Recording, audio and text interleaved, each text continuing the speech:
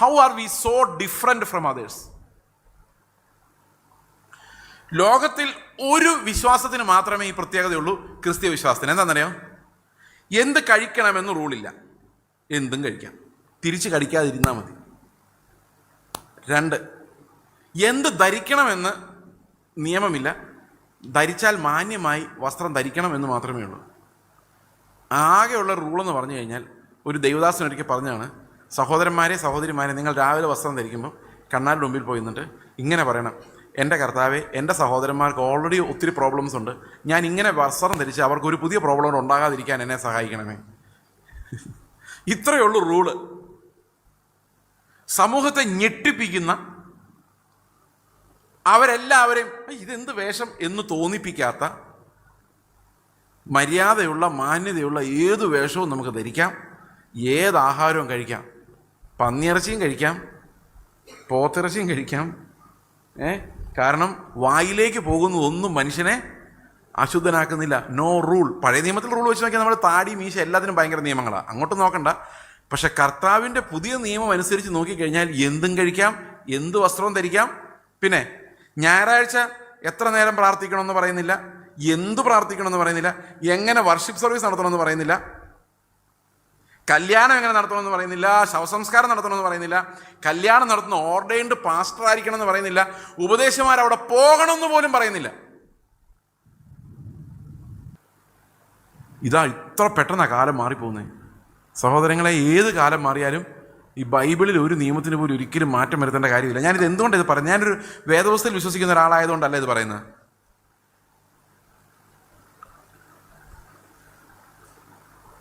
ബൈബിളിലെ നിയമം അനുസരിച്ചെന്ന് പറഞ്ഞുകൊണ്ട് ലോകത്തിൽ ആർക്കും, പുതിയ നിയമം അനുസരിച്ചെന്ന് പറഞ്ഞുകൊണ്ട് ലോകത്തിൽ ആർക്കും നമ്മളെ തടവിലിടാൻ പറ്റില്ല, ജയിൽ ശിക്ഷിക്കാൻ പറ്റില്ല.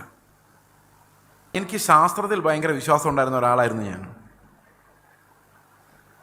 ശാസ്ത്രം സത്യമാണെന്ന് വിശ്വസിക്കുകയും, സത്യമാണെന്ന് പറഞ്ഞു കഴിഞ്ഞാലും ശാസ്ത്രത്തിന് മാറ്റമൊക്കെ വരും, പക്ഷെ ഉള്ളതിൽ വിശ്വസിക്കാൻ കൊള്ളാവുന്നത് ശാസ്ത്രമാണ് എന്ന് ഞാൻ വിചാരിച്ചിരുന്നു.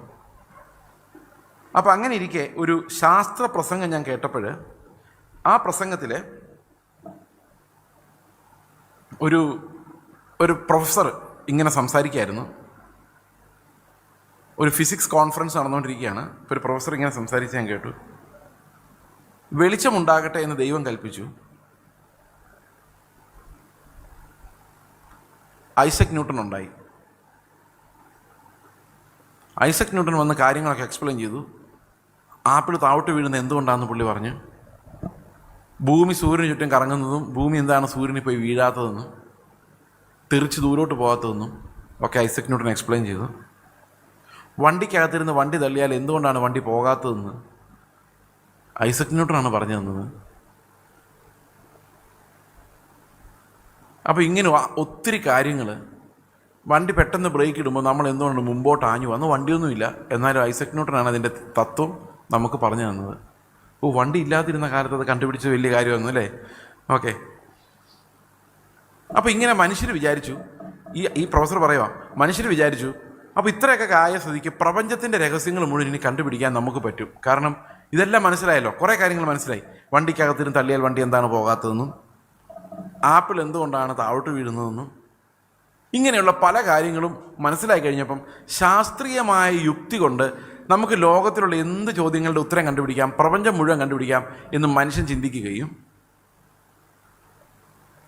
അവൻ ദൈവത്തെ അവിടെ ഇവിടെയൊക്കെ നോക്കിയിട്ട് ദൈവം ഒരിടത്തും ഇല്ലെന്നും, ഞങ്ങൾ സ്പേസിൽ പോയി നോക്കിയിട്ട് അവിടെയെങ്കിലും ദൈവത്തെ കണ്ടില്ലെന്നും, അതുകൊണ്ട് ഇല്ലാത്ത ഒരു കാര്യം വിശ്വസിക്കാനുള്ള ബാധ്യത യുക്തിയുള്ളവർക്കില്ലെന്നും, അതുകൊണ്ട് ദൈവം ഉണ്ടെന്ന് പറയുന്നവർ അതിന് തെളിവ് കൊണ്ടുവരട്ടെ എന്നും യുക്തിവാദികൾ പറഞ്ഞു.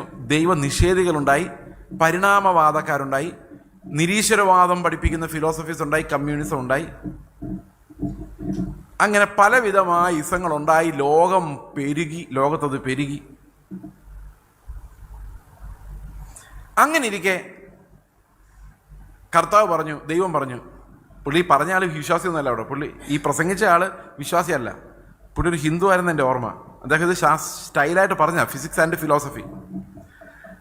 ദൈവം പറഞ്ഞു, let there be darkness again, വീണ്ടും അന്ധകാരം ഉണ്ടാകട്ടെ, വ്യാപിക്കട്ടെ എന്ന് പറഞ്ഞു. ആൽബർട്ട് ഐൻസ്റ്റീൻ ഉണ്ടായി. ആൽബർട്ട് ഐൻസ്റ്റീൻ പറഞ്ഞു, ഐസക് ന്യൂട്ടൺ പറഞ്ഞതൊക്കെ കൊള്ളാം, പക്ഷെ അത് അബ്സല്യൂട്ട് അല്ല. ഇതൊന്നും അബ്സല്യൂട്ട് അല്ല. ഇങ്ങനെ തന്നെ ആകണമെന്ന് എല്ലായിടത്തും വെച്ച് ഉറപ്പില്ല. ഉദാഹരണത്തിന്, നിങ്ങൾ സ്റ്റേഷനിൽ നിൽക്കുമ്പോൾ വണ്ടി നല്ല സ്പീഡിലാണ് പോകുന്നത് അല്ലേ? ഇപ്പം ഒരു വണ്ടി പോയിക്കൊണ്ടിരിക്കുക, കൊണ്ടുവരെ നിർത്താതെ പോയി തോന്നുന്നു അല്ലേ? ഓക്കെ, നിങ്ങൾ അതേ സ്പീഡിൽ വേറൊരു വണ്ടിയിൽ കയറി പാരലായിട്ട് കിടക്കുന്ന ഒരു ട്രാക്കിൽ കൂടെ പോയാൽ ഈ വണ്ടി അനങ്ങാതെ നിൽക്കുന്നതായിട്ട് നിങ്ങൾക്ക് തോന്നുള്ളൂ.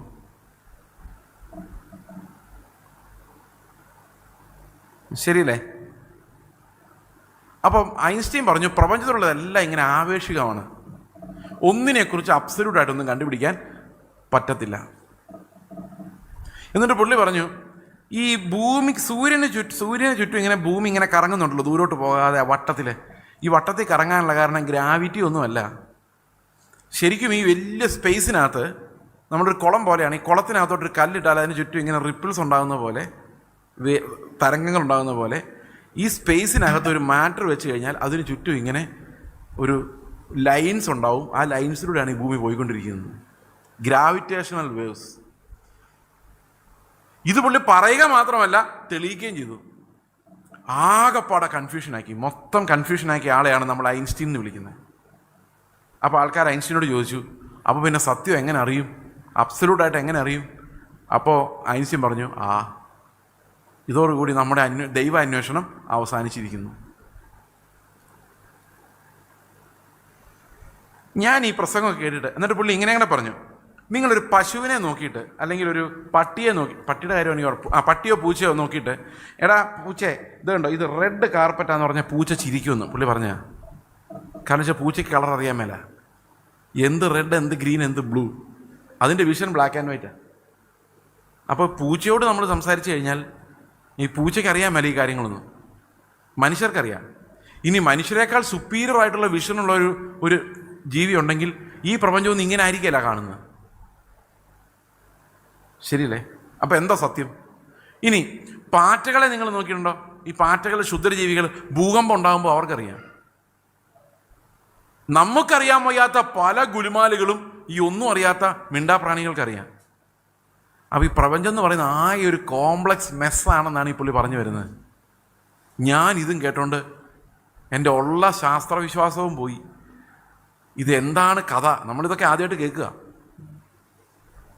ഇതും കേട്ടോണ്ട് 1994 ഞാൻ KSRTC ബസ്സിൽ എൻ്റെ ഹോസ്റ്റലിലേക്ക് ഇങ്ങനെ ഈ കോൺഫറൻസ് കഴിഞ്ഞ് പോകുന്ന വഴിക്ക് ഞാനിങ്ങനെ ഇരുന്ന് ആലോചിച്ചു, എൻ്റെ ദൈവമേ, എന്ത് പഠിച്ചാലും നമുക്ക് ഈ ന്യൂട്ടനും ഐൻസ്റ്റീനും ഒക്കെ വളരെ പ്രധാനം കേട്ടോ. എന്തുകൊണ്ടാണ് ഞാൻ പറഞ്ഞുതരാം. നമ്മുടെ വിശ്വാസ ജീവിതത്തിന് അത് വളരെ പ്രധാനമാണ്. എന്ത് പഠിച്ചാലും ഇതൊന്നും റിയൽ അല്ല. ഞാനിങ്ങനെ ആലോചിച്ചു, ഈ ന്യൂട്ടൻ്റെ മുൻപുണ്ടായിരുന്ന കാലഘട്ടത്തിൽ, ഗലീലിയോയുടെ ന്യൂട്ടൻ്റെ ഒക്കെ മുമ്പുണ്ടായിരുന്ന കാലഘട്ടത്തിൽ ആളുകൾ വിശ്വസിച്ചുകൊണ്ടിരുന്നത് ഇങ്ങനെയൊന്നുമല്ല. ഞാൻ യൗവനക്കാരോട് ഉദ്ദേശിച്ച കാര്യങ്ങൾ പറയുന്നത് ഇങ്ങനെയൊന്നും ആയിരുന്നില്ല. ഏതാ ഈ ലോകത്തെക്കുറിച്ചുള്ള കാഴ്ചപ്പാട്? അന്നത്തെ ശാസ്ത്ര പുസ്തകങ്ങളൊക്കെ വായിച്ചാൽ നമ്മൾ തലയും കുത്തി നിന്ന് ചിരിക്കും. കാരണം ഇന്നത്തെ ശാസ്ത്രവുമായിട്ട് ഒരു ബന്ധവും ഇല്ല. മനസ്സിലായേ? അപ്പോൾ ന്യൂട്ടൻ്റെ കാലത്ത് അങ്ങനെ ചിന്തിച്ചു, ഐൻസ്റ്റീൻ്റെ കാലത്ത് ഇങ്ങനെ ചിന്തിച്ചു. ഇനി കുറേ നൂറ്റാണ്ടുകൾ കഴിയുമ്പോൾ കുറേ ആൾക്കാർ വന്നിട്ട് അവസാനം കർത്താവെല്ലാം സൃഷ്ടിച്ചതാണെന്നെങ്ങാനും തെളിയിച്ചു കഴിഞ്ഞാൽ ഇത്രേ ആൾക്കാർ ഈ നൂറ്റാണ്ടുകളിൽ മുഴുവൻ മണ്ടന്മാരായി പോയില്ലേ? ഇതിൽ പഠിച്ച് PhD എടുത്തവനൊക്കെ തീർന്നില്ലേ അവൻ്റെ ജീവിതം? സമ്മതിച്ചോ? അപ്പം ഞാനിങ്ങനെ വണ്ടിയിൽ നിന്ന് ആലോചിക്കുക, ദൈവമേ, ഇത് വെറും വ്യർത്ഥമാണല്ലോ ഈ പരിപാടി. ഇത് പഠിച്ചിട്ട് എന്താ കാര്യം? 500 വർഷം കഴിഞ്ഞ് ഇവിടെ പഠിക്കാനിരിക്കുന്ന പിള്ളേർ 990 ഇങ്ങനെയൊക്കെ ആയിരുന്നു ആൾക്കാർ വിശ്വസിച്ചിരുന്നെന്നും പറഞ്ഞ് ചിരിക്കുമായിരിക്കും. അതിനു വേണ്ടി ജീവൻ കളയാൻ നമ്മളെന്തിനാണ് നടക്കുന്നത്? എൻ്റെ ഉള്ളിൽ ഇങ്ങനെ ആലോചന വന്നു. അപ്പം ഞാൻ ആലോചിച്ച് നോക്കി, പ്രപഞ്ചത്തിൽ മാറ്റം വരാത്തതായിട്ട് എന്തെങ്കിലും ഉണ്ടോ സഹോദരങ്ങളെ? എന്തെങ്കിലും ഉണ്ടോ? ഇല്ല. എല്ലാം മാറിക്കൊണ്ടിരിക്കും. നമ്മുടെ ശരീരം, രൂപം എല്ലാം മാറിക്കൊണ്ടിരിക്കും. ഇന്ത്യൻ ഭരണഘടന ലോകത്തിലെ തന്നെ ഏറ്റവും നല്ല ഭരണഘടനകളിൽ ഒന്നാണെന്നാണ് പറയുന്നത്. കാരണം ചില കാര്യങ്ങളിൽ അമേരിക്കയുടെ ഭരണഘടനയെക്കാളും നല്ലതാണ് judiciary. Indian judiciary is an independent judiciary. അമേരിക്കയിലെ രാഷ്ട്രീയക്കാരാണ് ജഡ്ജിമാരായിട്ട് വരുന്നത്. അപ്പോൾ ഇന്ത്യയുടെ ഭരണഘടന വളരെ നല്ലൊരു ഭരണഘടന എന്ന് എല്ലാവരും പറയുന്നത്. പക്ഷേ എത്രമാത്രം അമെൻഡ്മെൻറ്റുകളാണ് വന്നതെന്നറിയോ? ശരിയാകുന്നില്ല, പിന്നെ തിരുത്തി, ശരിയാകുന്നില്ല, പിന്നെ തിരുത്തി. ഈ ഭരണഘടന വന്നതിന് ശേഷം അനേകം പ്രാവശ്യം തിരുത്തിയിട്ടുണ്ട്. അപ്പോൾ അത് പോരാ. ഏതെങ്കിലും ഒരു മതത്തിൻ്റെ നിയമം നോക്കിക്കഴിഞ്ഞാൽ ത്രേതായുഗത്തിൽ രാമൻ കറക്റ്റ് ആയിരുന്നിരിക്കാം, ആ രാജാവ് ശരിയായിരുന്നിരിക്കാം. ദ്വാപര യുഗത്തിൽ കൃഷ്ണൻ ശരിയായിരുന്നിരിക്കാം. ഈ ട്രൈബൽ ഏരിയയിൽ, ട്രൈബൽ കാലഘട്ടത്തിൽ മുഹമ്മദ് പറഞ്ഞത് ആ ട്രൈബൽ നിയമങ്ങൾക്ക് പറ്റിയതായിരിക്കാം. പക്ഷെ അന്നും ഇന്നും എന്നും ഒരിക്കലും മാറ്റം വരാത്തൊരു നിയമമുണ്ടോ? ഉണ്ടോ? ഒരിക്കലും അപ്ഡേറ്റ് ചെയ്യേണ്ടാത്ത, അപ്ഗ്രേഡ് ചെയ്യേണ്ടാത്ത, ബെറ്റർ ആക്കാൻ പറ്റാത്ത, ഞാൻ അന്ന് ആലോചിച്ചുകൊണ്ടിരുന്ന കാര്യങ്ങൾ, ബെറ്റർ ആക്കാൻ പറ്റാത്ത അബ്സല്യൂട്ടായിട്ടുള്ള എന്തെങ്കിലും ഈ ഭൂമിയിലുണ്ടോ? ഉണ്ടോ? പുതിയ നിയമത്തിൻ്റെ നീതി, ദൈവത്തിൻ്റെ നീതി എന്ന് ഞാൻ പറഞ്ഞാൽ മാങ്ങാണ്ടി. അതിന് മാത്രം ഒരു മാറ്റവും ഇല്ല. സ്നേഹിക്കുക മരണം വരെ, ലാസ്റ്റ് മൊമെൻ്റ് വരെ. അതിനൊന്ന് ഇത്തിരി നന്നായിട്ടൊന്ന് പറഞ്ഞ് ആ നിയമത്തെ കുറച്ചുകൂടെ ഒന്ന് ബെറ്റർ ചെയ്തേ. പറ്റുമോ? പറ്റുകയില്ല. ക്ഷമിക്കുക മരണം വരെ. അതിനേക്കാൾ ബെറ്റർ ഒരു സിസ്റ്റം ഉണ്ടാക്കാൻ പറ്റുമോ? പറ്റില്ല. അത് BC 10,000-ലായാലും AD 2022-ലായാലും സ്നേഹത്തിൻ്റെ പെർഫെക്ഷൻ എന്ന് പറയുന്നത് വേറൊരാൾക്ക് വേണ്ടി അവൻ്റെ ജീവനെ നഷ്ടപ്പെടുത്തി കളയുക എന്ന് പറയുന്നതാണ്. കർത്താവ് പറഞ്ഞു, ഞാൻ നിങ്ങളെ സ്നേഹിച്ചതുപോലെ നിങ്ങൾ പരസ്പരം സ്നേഹിക്കണമെന്നാകുന്നു എൻ്റെ കൽപ്പന. അടുത്ത വാക്യം, തൻ്റെ സ്നേഹിതന് വേണ്ടി ജീവനെ കൊടുക്കുന്നതിലും അധികമുള്ള സ്നേഹം ആർക്കുമില്ല. അപ്പോൾ അതാണ് പെർഫെക്ഷൻ, മാറ്റം വരുത്തേണ്ടാത്ത ഒരേ ഒരു കാര്യം. നിങ്ങളെ പഠിപ്പിച്ച ഉപദേശ രൂപത്തെ എന്ന് അവിടെ പറയുന്നുണ്ട്. അതായത് അപ്പോസ്തലിക ഉപദേശം എന്ന് പറയുന്നത് കൃത്യമായ ഒരു ഉപദേശ രൂപമാണ്. അതങ്ങനെ മാത്രമാണ് നമ്മൾ പഠിക്കേണ്ടത്. അപ്പോസ്തലന്മാർ പഠിപ്പിച്ചതുപോലെ തന്നെ there is A form of doctrine. അങ്ങനെയാണ് റോമാലേഖന 6-17-18 വാക്യങ്ങൾ പറയുന്നത്. നിങ്ങൾ പാപത്തിന് അടിമകളായിരുന്നുവെങ്കിലും നിങ്ങളെ പഠിപ്പിച്ച ഫോം ഓഫ് ഡോക്ട്രിൻ, ഉപദേശ രൂപത്തെ ഹൃദയപൂർവ്വം അനുസരിച്ച് നീതിക്ക് ദാസന്മാരായി തീർന്നത് കൊണ്ട് ഞാൻ ദൈവത്തിന് സ്തോത്രം പറയുന്നു. അപ്പോൾ നീതിയുടെ ദാസന്മാരായിട്ട് നമ്മൾ മാറുന്നതിന് വേണ്ടിയാണ് ഈ ലേഖനങ്ങളെല്ലാം എഴുതപ്പെട്ടിരിക്കുന്നത്. അനുസരണം ഉണ്ടാക്കാൻ വേണ്ടിയാണ്. നമ്മൾ ഈ ഒരു അപ്പോസ്തലിക ഉപദേശത്തിൻ്റെ അടിസ്ഥാനത്തിലേക്ക് വരുമ്പോഴേക്കും നമ്മൾ പ്രധാനമായിട്ടും മനസ്സിലാക്കേണ്ടത് we need to overcome sin. പാപത്തെ ജയിക്കുവാനും നീതിയുടെ അടിമകളായി മാറുവാനും വേണ്ടിയാണ്. ഞാനിത് രാവിലെ പറഞ്ഞ കാര്യങ്ങളൊന്ന് കൺക്ലൂഡ് ചെയ്യുവാൻ പരിശ്രമിക്കുകയാണ്. നീതിയുടെ അടിമത്തം എന്ന് പറഞ്ഞാൽ എന്താണ് അർത്ഥം? പാപത്തിൻ്റെ അടിമത്തം എന്ന് പറഞ്ഞാൽ നമ്മൾ ചെയ്യുന്ന എല്ലാം പാപമായിരിക്കും എന്നുള്ളതാണ്. പാപമല്ലാതെ ഒന്നും ചെയ്യാൻ കഴിയില്ല. പാപം becomes our master. We are under that sin master. അതിനെയാണ് നമ്മൾ പാപത്തിൻ്റെ സ്ലേവറി, അടിമത്തം എന്ന് പറയുന്നത്. എന്നാൽ നീതിയുടെ അടിമത്തം എന്ന് പറഞ്ഞാൽ എന്താണ്? നീതിയുടെ അടിമത്തം എന്ന് പറഞ്ഞു കഴിഞ്ഞാൽ നീതി ബിക്കംസ് ദ മാസ്റ്റർ. നമ്മൾക്ക് നീതിയല്ലാതെ ഒന്നും ചെയ്യാൻ പറ്റാത്ത ആ ഒരവസ്ഥയാണ് നമ്മൾ നീതിയുടെ അടിമത്തം എന്ന് പറയുന്നത്. ഒരു മനുഷ്യനെ നീതിയുടെ അടിമയാക്കുക എന്ന് പറയുന്നത് പാടാണ്. സ്വയനീതിയുടെ അടിമയാകാൻ വളരെ എളുപ്പമാണെങ്കിലും ക്രിസ്തുവിൻ്റെ നീതിയുടെ അടിമയാകുവാൻ പ്രയാസമാണ്. അവിടെ പറഞ്ഞിരിക്കുന്നത് ഒരു വലിയ ആത്മീക പോരാട്ടത്തെക്കുറിച്ചാണ്. റോമാലേഖനം 6-ാം അധ്യായം നമുക്ക് കാണിച്ചു തരുന്നതാണ്. 6-ാം അധ്യായത്തിൻ്റെ 17-18 വാക്യങ്ങൾ നമ്മൾ വായിക്കുമ്പോൾ ഫോം ഓഫ് ഡോക്ട്രിൻ എങ്ങനെയാണ് വർക്ക് ചെയ്യുന്നത്, ആ 6-ാം അധ്യായത്തിൽ തന്നെ അതിൻ്റെ ഒരു ഫോം, അപ്പോസ്തലിക ഉപദേശത്തിൻ്റെ ഒരു രൂപം, നിങ്ങൾ മനസ്സിലാക്കിയിരിക്കേണ്ട ഒരു രൂപമുണ്ട്. ആ രൂപം അവിടെ വ്യക്തമാക്കപ്പെടുന്നുണ്ട്. ഞാനത് ഒന്ന് പെട്ടെന്ന് പറഞ്ഞ് ആ ഭാഗം അവസാനിപ്പിക്കുവാൻ ആഗ്രഹിക്കുന്നു. ആദ്യത്തെ ഭാഗത്ത്, 6-ാം അധ്യായത്തിൻ്റെ ആദ്യത്തെ ഭാഗത്ത് നമ്മൾ കാണുന്നത് ക്രിസ്തുവിൻ്റെ കൂടെയുള്ളൊരു മരണത്തെക്കുറിച്ചാണ്. അപ്പോൾ പാപത്തിനുള്ള ശമനം എന്ന് പറയുന്നത് ഉപവാസം എടുക്കുന്നോ കരയുന്നോ നിലവിളിക്കുന്നോ ഒന്നുമല്ല. പിന്നെ എന്താണ്? മരിക്കുന്നതാണ്. നമുക്കൊരിക്കലും നമ്മുടെ ഈ ശരീരത്തെ പ്രവൃത്തികൾ കൊണ്ടോ നമ്മുടെ അഭ്യാസങ്ങൾ കൊണ്ടോ നന്നാക്കാൻ പറ്റത്തില്ല. അപ്പോൾ അവിടെ ഒരു കാര്യം പറയുന്നത്, ഈ പാപത്തിൻ്റെ അടിമത്തത്തിൽ നമ്മൾ രക്ഷപ്പെടുന്നതിന് വേണ്ടി റോമാലേഖനം 6-ാം അധ്യായത്തിൽ പറയുന്ന കാര്യം എന്ന് പറയുന്നത് 6-ന്റെ 6 പറയുന്നത്, നിങ്ങൾ ഇനി പാപത്തിന് അടിമപ്പെടാതെ വണ്ണം പാപശരീരത്തിന് നീക്കം വരേണ്ടതിന് നിങ്ങളുടെ പഴയ മനുഷ്യൻ അവനോടൊപ്പം ക്രൂശിക്കപ്പെട്ടു എന്ന് നിങ്ങൾ അറിയുന്നു.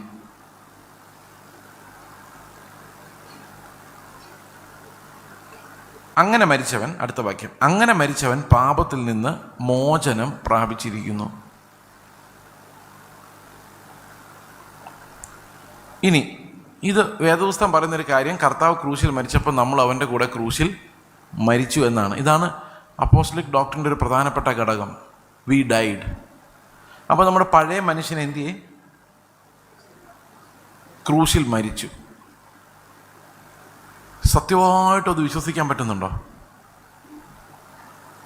പഴയ മനുഷ്യൻ ക്രൂശിൽ മരിച്ചു എന്ന് ഒന്ന് കണ്ണാടി എടുത്ത് നോക്കിയിട്ട് ആ കണ്ണാടിയിൽ കാണുന്ന പ്രതിബിംബത്തോടൊന്ന് ചോദിച്ചു നോക്കിയേ, പഴയ മനുഷ്യൻ ക്രൂശിൽ മരിച്ചോ? അപ്പോൾ ആ കണ്ണാടിയിലെ പ്രതിബിംബം നിങ്ങളെ നോക്കി ചിരിക്കും, എവിടെ മരിച്ചു?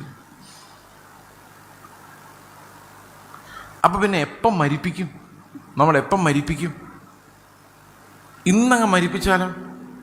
അങ്ങനെ മരിപ്പിക്കാനൊന്നും പറ്റില്ല. അവിടെ എഴുതിയിരിക്കുന്ന ഒരു പാസ്റ്റ് ടെൻസിലുള്ളൊരു പ്രസ്താവനയാണ്, അവനോടൊപ്പം ക്രൂശിക്കപ്പെട്ടിരിക്കുന്നു, ക്രൂശിക്കപ്പെട്ടു എന്ന് നാം അറിയുന്നു. We have been crucified with Christ. അത് കർത്താവ് ക്രൂശിൽ തറയ്ക്കപ്പെട്ടപ്പോൾ നമ്മൾ അവൻ്റെ കൂടെ ക്രൂശിൽ തറയ്ക്കപ്പെട്ടിരിക്കുന്നു. അന്ന് കർത്താവ് മരിച്ചപ്പോൾ, ഓൺ ദാറ്റ് ഡേ, നമ്മൾ ഇന്നലെ വൈകിട്ട് വായിച്ചപ്പോൾ കണ്ട ഒരു കാര്യമുണ്ട്. എന്തായിരുന്നു? യേശുക്രിസ്തുവിൻ്റെ പ്രാർത്ഥനാ ലിസ്റ്റിൽ, കർത്താവിൻ്റെ മഹാപുരോഹിത പ്രാർത്ഥനാ ലിസ്റ്റിൽ ആരും ഉണ്ടായിരുന്നു?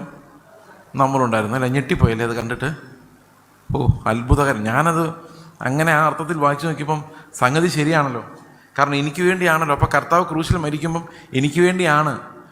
എന്നോട് ഒരാൾ സുവിശേഷം പറയുകയാണ്, ചെയ്സേ നിനക്ക് വേണ്ടിയാണ് കർത്താവ് മരിച്ചതെന്ന് പറയുമ്പം അത് റിയലാണ്. കാരണം ആ പേര് കർത്താവോട് കൊടുത്തിട്ടുണ്ട്, ഞാനതിനകത്തുണ്ട്. അതുകൊണ്ട് സുവിശേഷം കേൾക്കുമ്പോൾ എൻ്റെ കണ്ണ് തുറക്കുക. ഓ, ശരിയാണല്ലോ, ഞാനും അതിനകത്തുണ്ടല്ലോ.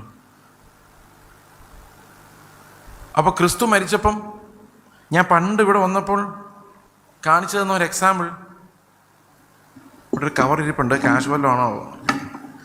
എന്താ ഈ കവറ് ഈ ബൈബിളിനകത്ത് നമ്മൾ വെച്ചു. ഓർമ്മയുണ്ട്? ഇത് ആർക്കും ഓർമ്മയുണ്ട്? ആർക്കറിയാം? അറിയില്ല. ഈ ബൈബിൾ എവിടെ പോയാലും ഈ കവർ ആ ബൈബിളിൻ്റെ കൂടെ പോകുമെന്ന് പറഞ്ഞ പോലെ ക്രിസ്തുവിൽ നമ്മളെ ദൈവം തിരഞ്ഞെടുത്തു. അവൻ നമുക്ക് വേണ്ടി യാഗമർപ്പിക്കുമ്പോൾ യേശുക്രിസ്തു ക്രൂശിൽ മരിക്കുമ്പോൾ അതിനർത്ഥം എന്താ? നമ്മളും അവൻ്റെ കൂടെ ക്രൂശിൽ മരിച്ചു എന്നാണ്. അതവിടെ എഴുതിയിരിക്കുന്നത്.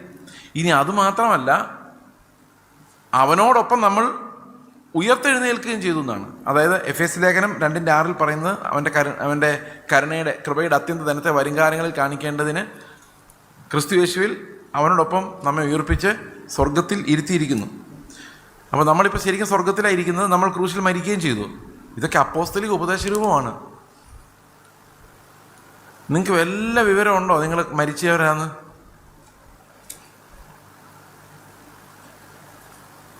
ഇനി കൊളോസി ലേഖനം 2-ാം അധ്യായം വായിക്കുമ്പോൾ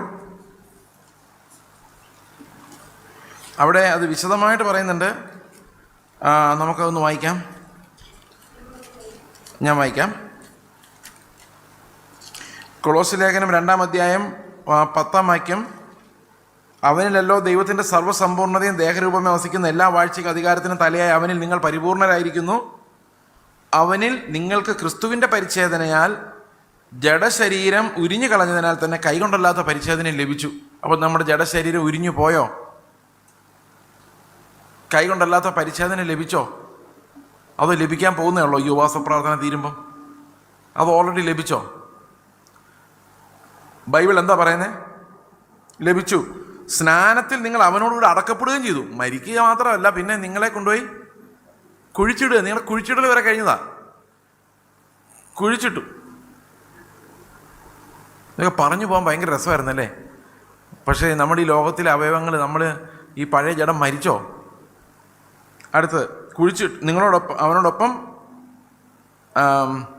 സ്നാനത്തിൽ നിങ്ങൾ അവനോടുകൂടി അടക്കപ്പെടുകയും അവനെ മരിച്ചവരുടെ നിന്ന് ഉയർത്തെഴുന്നേൽപ്പിച്ച ദൈവത്തിൻ്റെ വ്യാപാര ശക്തിയിലുള്ള വിശ്വാസത്താൽ അവനോടുകൂടെ നിങ്ങളും ഉയർത്തെഴുന്നേൽക്കുകയും ചെയ്തു. നമ്മൾ ഉയർത്തെഴുന്നേറ്റെന്ന് ഓൾറെഡി ഉയർത്തെഴുന്നേറ്റെന്ന് ബൈബിളിൽ 3 സ്ഥലത്ത് വ്യക്തമായി എഴുതിയിട്ടുണ്ട്. 1 എഫേസ്യ ലേഖനം 2:6, 3 കൊളോസി ലേഖനം 2:12, 2-ാമത്തെ വാക്യം. 3-ാമത്തെ വാക്യം കൊളോസി ലേഖനം 3:1 ആകയാൽ നിങ്ങൾ ക്രിസ്തുവിനോടുകൂടെ ഉയർത്തെഴുന്നേറ്റിരിക്കുന്നുവെങ്കിൽ. ഓക്കെ, ഇനി 2:13 വായിക്കുമ്പോൾ, അതിക്രമങ്ങളാലും നിങ്ങളുടെ ജഡത്തിന്റെ അഗ്രചർമ്മത്താലും മരിച്ചവരായിരുന്ന നിങ്ങളെയും അവൻ അവനോടുകൂടെ ജീവിപ്പിച്ചു. അതിക്രമങ്ങളൊക്കെ നമ്മോട് ക്ഷമിച്ച ചട്ടങ്ങളാൽ നമുക്ക് വിരോധവും പ്രതികൂലവുമായിരുന്ന കയ്യെഴുത്ത് മായ്ച്ച് ക്രൂശിൽ തറച്ച് നടുവിൽ നിന്ന് നീക്കിക്കളഞ്ഞു. വാഴ്ചകളെയും അധികാരങ്ങളെയും ആയുധവർഗം വെപ്പിച്ചു. ക്രൂശിന്മേൽ അവരുടെ മേൽ ജയോത്സവം കൊണ്ടാടി അവരെ പരസ്യമായ കാഴ്ചയാക്കി മാറ്റി. എന്ന് പറഞ്ഞാൽ ഈ വിക്ടറി, വിടുതൽ, വീണ്ടെടുപ്പ്, പാപമോചനം, പുനരുത്ഥാനം, യേശുവിനോടൊപ്പമുള്ള മരണം, ഇതെല്ലാം കഴിഞ്ഞതാണ്. അങ്ങനെയല്ലേ ബൈബിൾ പറയുന്നേ? ഇനി ക്രിസ്തുവിന്റെ നീതിയുടെ അടിമകളായി നമ്മൾ മാറുന്നത് എങ്ങനെയാണ്? അപ്പോസ്തലിക ഉപദേശ രൂപത്തിന്റെ അടുത്ത ഭാഗം 2 കൊരിന്ത്യർ ലേഖനം 5:14 വായിച്ചു നോക്കിയേ. 2 കൊരിന്ത്യർ ലേഖനം 5:14. എങ്ങനെയാണ് നമ്മൾ നീതിമാന്മാരായി മാറുന്നത്, നീതിയുടെ ദാസന്മാരായി മാറുന്നത് എങ്ങനെയാണ്? 2 കൊരിന്ത്യർ ലേഖനം 5:14. ക്രിസ്തുവിന്റെ സ്നേഹം ഞങ്ങളെ നിർബന്ധിക്കുന്നു. അപ്പൊ ക്രിസ്തുവിന്റെ സ്നേഹമാണ് എന്തിനു വേണ്ടി നമ്മളെ നിർബന്ധിക്കുന്നത്? അടുത്ത വാക്യം, എല്ലാവർക്കും വേണ്ടി ഒരുവൻ മരിച്ചിരിക്കെ എല്ലാവരും മരിച്ചുവെന്നും ജീവിക്കുന്നവർ ഇനി തങ്ങൾക്കായിട്ടല്ല തങ്ങൾക്ക് വേണ്ടി മരിച്ചുയർത്തെഴുന്നേറ്റവനായിട്ട് തന്നെ ജീവിക്കേണ്ടതിന് എല്ലാവർക്കും വേണ്ടി മരിച്ചു. അപ്പം ഈ വാക്യങ്ങളെല്ലാം പറയുന്നത് എന്താണ്? പാസ്റ്റ് ടെൻസ് ആണ്.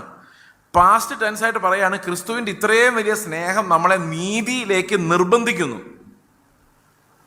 അപ്പോൾ പുതിയ നിയമത്തിന്റെ വിശുദ്ധീകരണം എന്ന് പറയുന്നു, അനുസരണം എന്ന് പറയുന്നതും കൽപ്പനകളുടെ നിർബന്ധത്താലല്ല, ക്രിസ്തുവിന്റെ സ്നേഹത്തിന്റെ നിർബന്ധത്താലാണ്.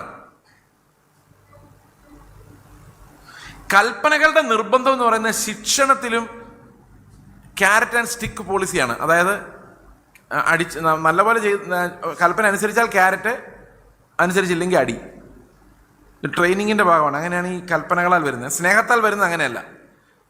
ഇത് തമ്മിൽ വലിയ വ്യത്യാസമുണ്ട്. എന്താണ് ആ വലിയ വ്യത്യാസം? ഇപ്പൊ ഉദാഹരണത്തിന്, നമ്മളൊരു വീട്ടിലൊരു അപ്പൻ മകനോട് പറയാണ്, നീ ഈ റൂമൊക്കെ ഒന്ന് അടിച്ചു വാരി ഒന്ന് ക്ലീൻ ആക്കിയിട്ടേക്ക് എന്ന് പറഞ്ഞു കഴിഞ്ഞാൽ ഇവൻ ഉടനെ അപ്പനോട് പറയുക, എന്നെ കൊണ്ടങ്ങും വയ്യ എന്ന് പറയുകയും അപ്പൻ അവനെ നിർബന്ധിച്ച് അടിക്കുമെന്നും വീടിന് പുറത്താക്കും എന്നൊക്കെ പറയുമ്പോൾ അവൻ അനുസരിക്കുകയും ചെയ്യുന്നതിനെ നമുക്ക് എന്താ പറയാം? നരകത്തെ പേടിച്ച്, കർത്താവ് എങ്ങാനും ന്യായവിധി നടത്തി എന്നെ നരകത്തിലിടുമോ എന്ന് പേടിച്ച് എന്നാൽ പിന്നെ അനുസരിച്ചേക്കാം എന്ന് പറയുന്ന ഭയത്തോടുള്ള അനുസരണം മക്കളുടേതല്ല, ദാസന്മാരുടേതാണ്. നിങ്ങൾ എന്തുകൊണ്ടാണ് അനുസരിക്കുന്നത്? നരകത്തിൽ പോകുന്ന പേടിച്ചിട്ടാണോ? എല്ലാ തട്ടിപ്പും കാണിക്കാനുള്ളിൽ ആഗ്രഹമുണ്ട്, പക്ഷെ ഒന്നും ചെയ്യുന്നില്ല, കടിച്ചു പിടിച്ചിരിക്കുക. കാരണം എന്താ? ദൈവം എങ്ങാനും നരകത്തിൽ വിടുമോ എന്ന് പേടിച്ച്. വിശുദ്ധീകരണം സംഭവിച്ചിട്ടുണ്ടോ? അത് കാണുമ്പോൾ അതിനോട് മോഹം, ഇത് കാണുമ്പോൾ ഇതിനോട് മോഹം, പക്ഷെ ഒന്നും ചെയ്യുന്നില്ല. പാവം ഇങ്ങനെ കടിച്ചു പിടിച്ചിരിക്കുക. കാരണം എങ്ങാനും ചെയ്താൽ ദൈവം നരകത്തിൽ പറഞ്ഞു വിടും. ഇങ്ങനെ നരകത്തെ പേടിച്ച് ഒരു മനുഷ്യൻ മര്യാദയ്ക്ക് ഇരുന്നാൽ അവൻ വിശുദ്ധീകരിക്കപ്പെട്ടോ? വിശുദ്ധനായി മാറിയോ?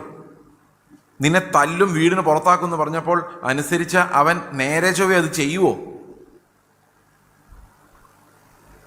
അവൻ്റെ അനുസരണം പെർഫെക്റ്റ് ആകുമോ? അതേസമയത്ത് അടുത്ത മകൻ അവിടെ തളർന്ന് കിടക്കുമെന്ന് വിചാരിച്ചോ? അവനോട് അപ്പൻ ഒന്നും പറയുന്നില്ല. അവനോട് അപ്പന് ഭയങ്കര സ്നേഹമാണ്. അവനത് അറിയാവുന്നതുകൊണ്ട് അവൻ ഇങ്ങനെ ചിന്തിക്കുക, എൻ്റെ ദൈവമേ, എനിക്ക് ജീവൻ ഉണ്ടായിരുന്നെങ്കിൽ, എഴുന്നേറ്റ് നടക്കാൻ പറ്റുമായിരുന്നെങ്കിൽ ഞാനിതെല്ലാം ക്ലീനാക്കി ഇട്ടേക്കാമായിരുന്നു. ഇതിലാരാ നീതിമാൻ? ആരാ നീതിമാൻ? ഈ രണ്ടാമത്തവൻ അനുസരിച്ച് എന്തുകൊണ്ടാ? അപ്പൻ്റെ സ്നേഹം അവനെ നിർബന്ധിക്കുന്നു. അപ്പൊ നമ്മുടെ വിശുദ്ധീകരണം പൂർത്തിയാകുന്നത് ഭയത്താലല്ല, പിന്നെയോ സ്നേഹത്താലാണ്. അപ്പോൾ ശരിക്കുമുള്ള പുതിയ നിയമത്തിന്റെ ഒബീഡിയൻസ് ഒരിക്കലും ഭയത്താൽ നടക്കുകയില്ല. പിന്നെ എങ്ങനെ മാത്രമേ നടക്കുകയുള്ളൂ? ക്രിസ്തുവിന്റെ സ്നേഹത്തിൽ മാത്രമേ നടക്കുകയുള്ളൂ. തികഞ്ഞ സ്നേഹമാണ് ന്യായപ്രമാണം. അതുകൊണ്ടാണ് കർത്താവ് പറയുന്നത്, ഈ സ്നേഹം നമ്മളിൽ വന്ന് നിറയുമ്പോഴേക്കും, അഗപ്പെ നമ്മളിലേക്ക് വന്ന് നിറയുമ്പോഴേക്കും നമ്മൾ എല്ലാ ന്യായപ്രമാണവും അനുസരിക്കുന്ന നീതിയുടെ അടിമകളായിട്ട് മാറും. ഇംപെർഫെക്റ്റ് ആയിരിക്കും. ചിലപ്പോൾ ഒന്നും ചെയ്യാൻ കഴിവുണ്ടായിരിക്കില്ല, ക്രൂശിൽ കിടക്കുമായിരിക്കും ആ കള്ളനെ പോലെ, ചിലപ്പം തളർന്ന് കിടക്കുമായിരിക്കും, എഴുന്നേറ്റ് നടക്കാനുള്ള ആരോഗ്യം പോലും ഉണ്ടാവില്ല. പക്ഷെ അവൻ്റെ ഹൃദയത്തിൽ ക്രിസ്തുവിൻ്റെ സ്നേഹം നിർബന്ധിക്കപ്പെടുമ്പോൾ ആ ക്രിസ്തുവിൻ്റെ സ്നേഹം അവൻ അനുസരണമായി മാറുന്നു. ഇനി 1 യോഹന്നാൻ 2:5 വായിച്ചു നോക്കി. അതാണ് ക്ലൈമാക്സ്, ഈ അനുസരണത്തിൻ്റെ ക്ലൈമാക്സ്. വായിച്ചു നോക്കിയേ.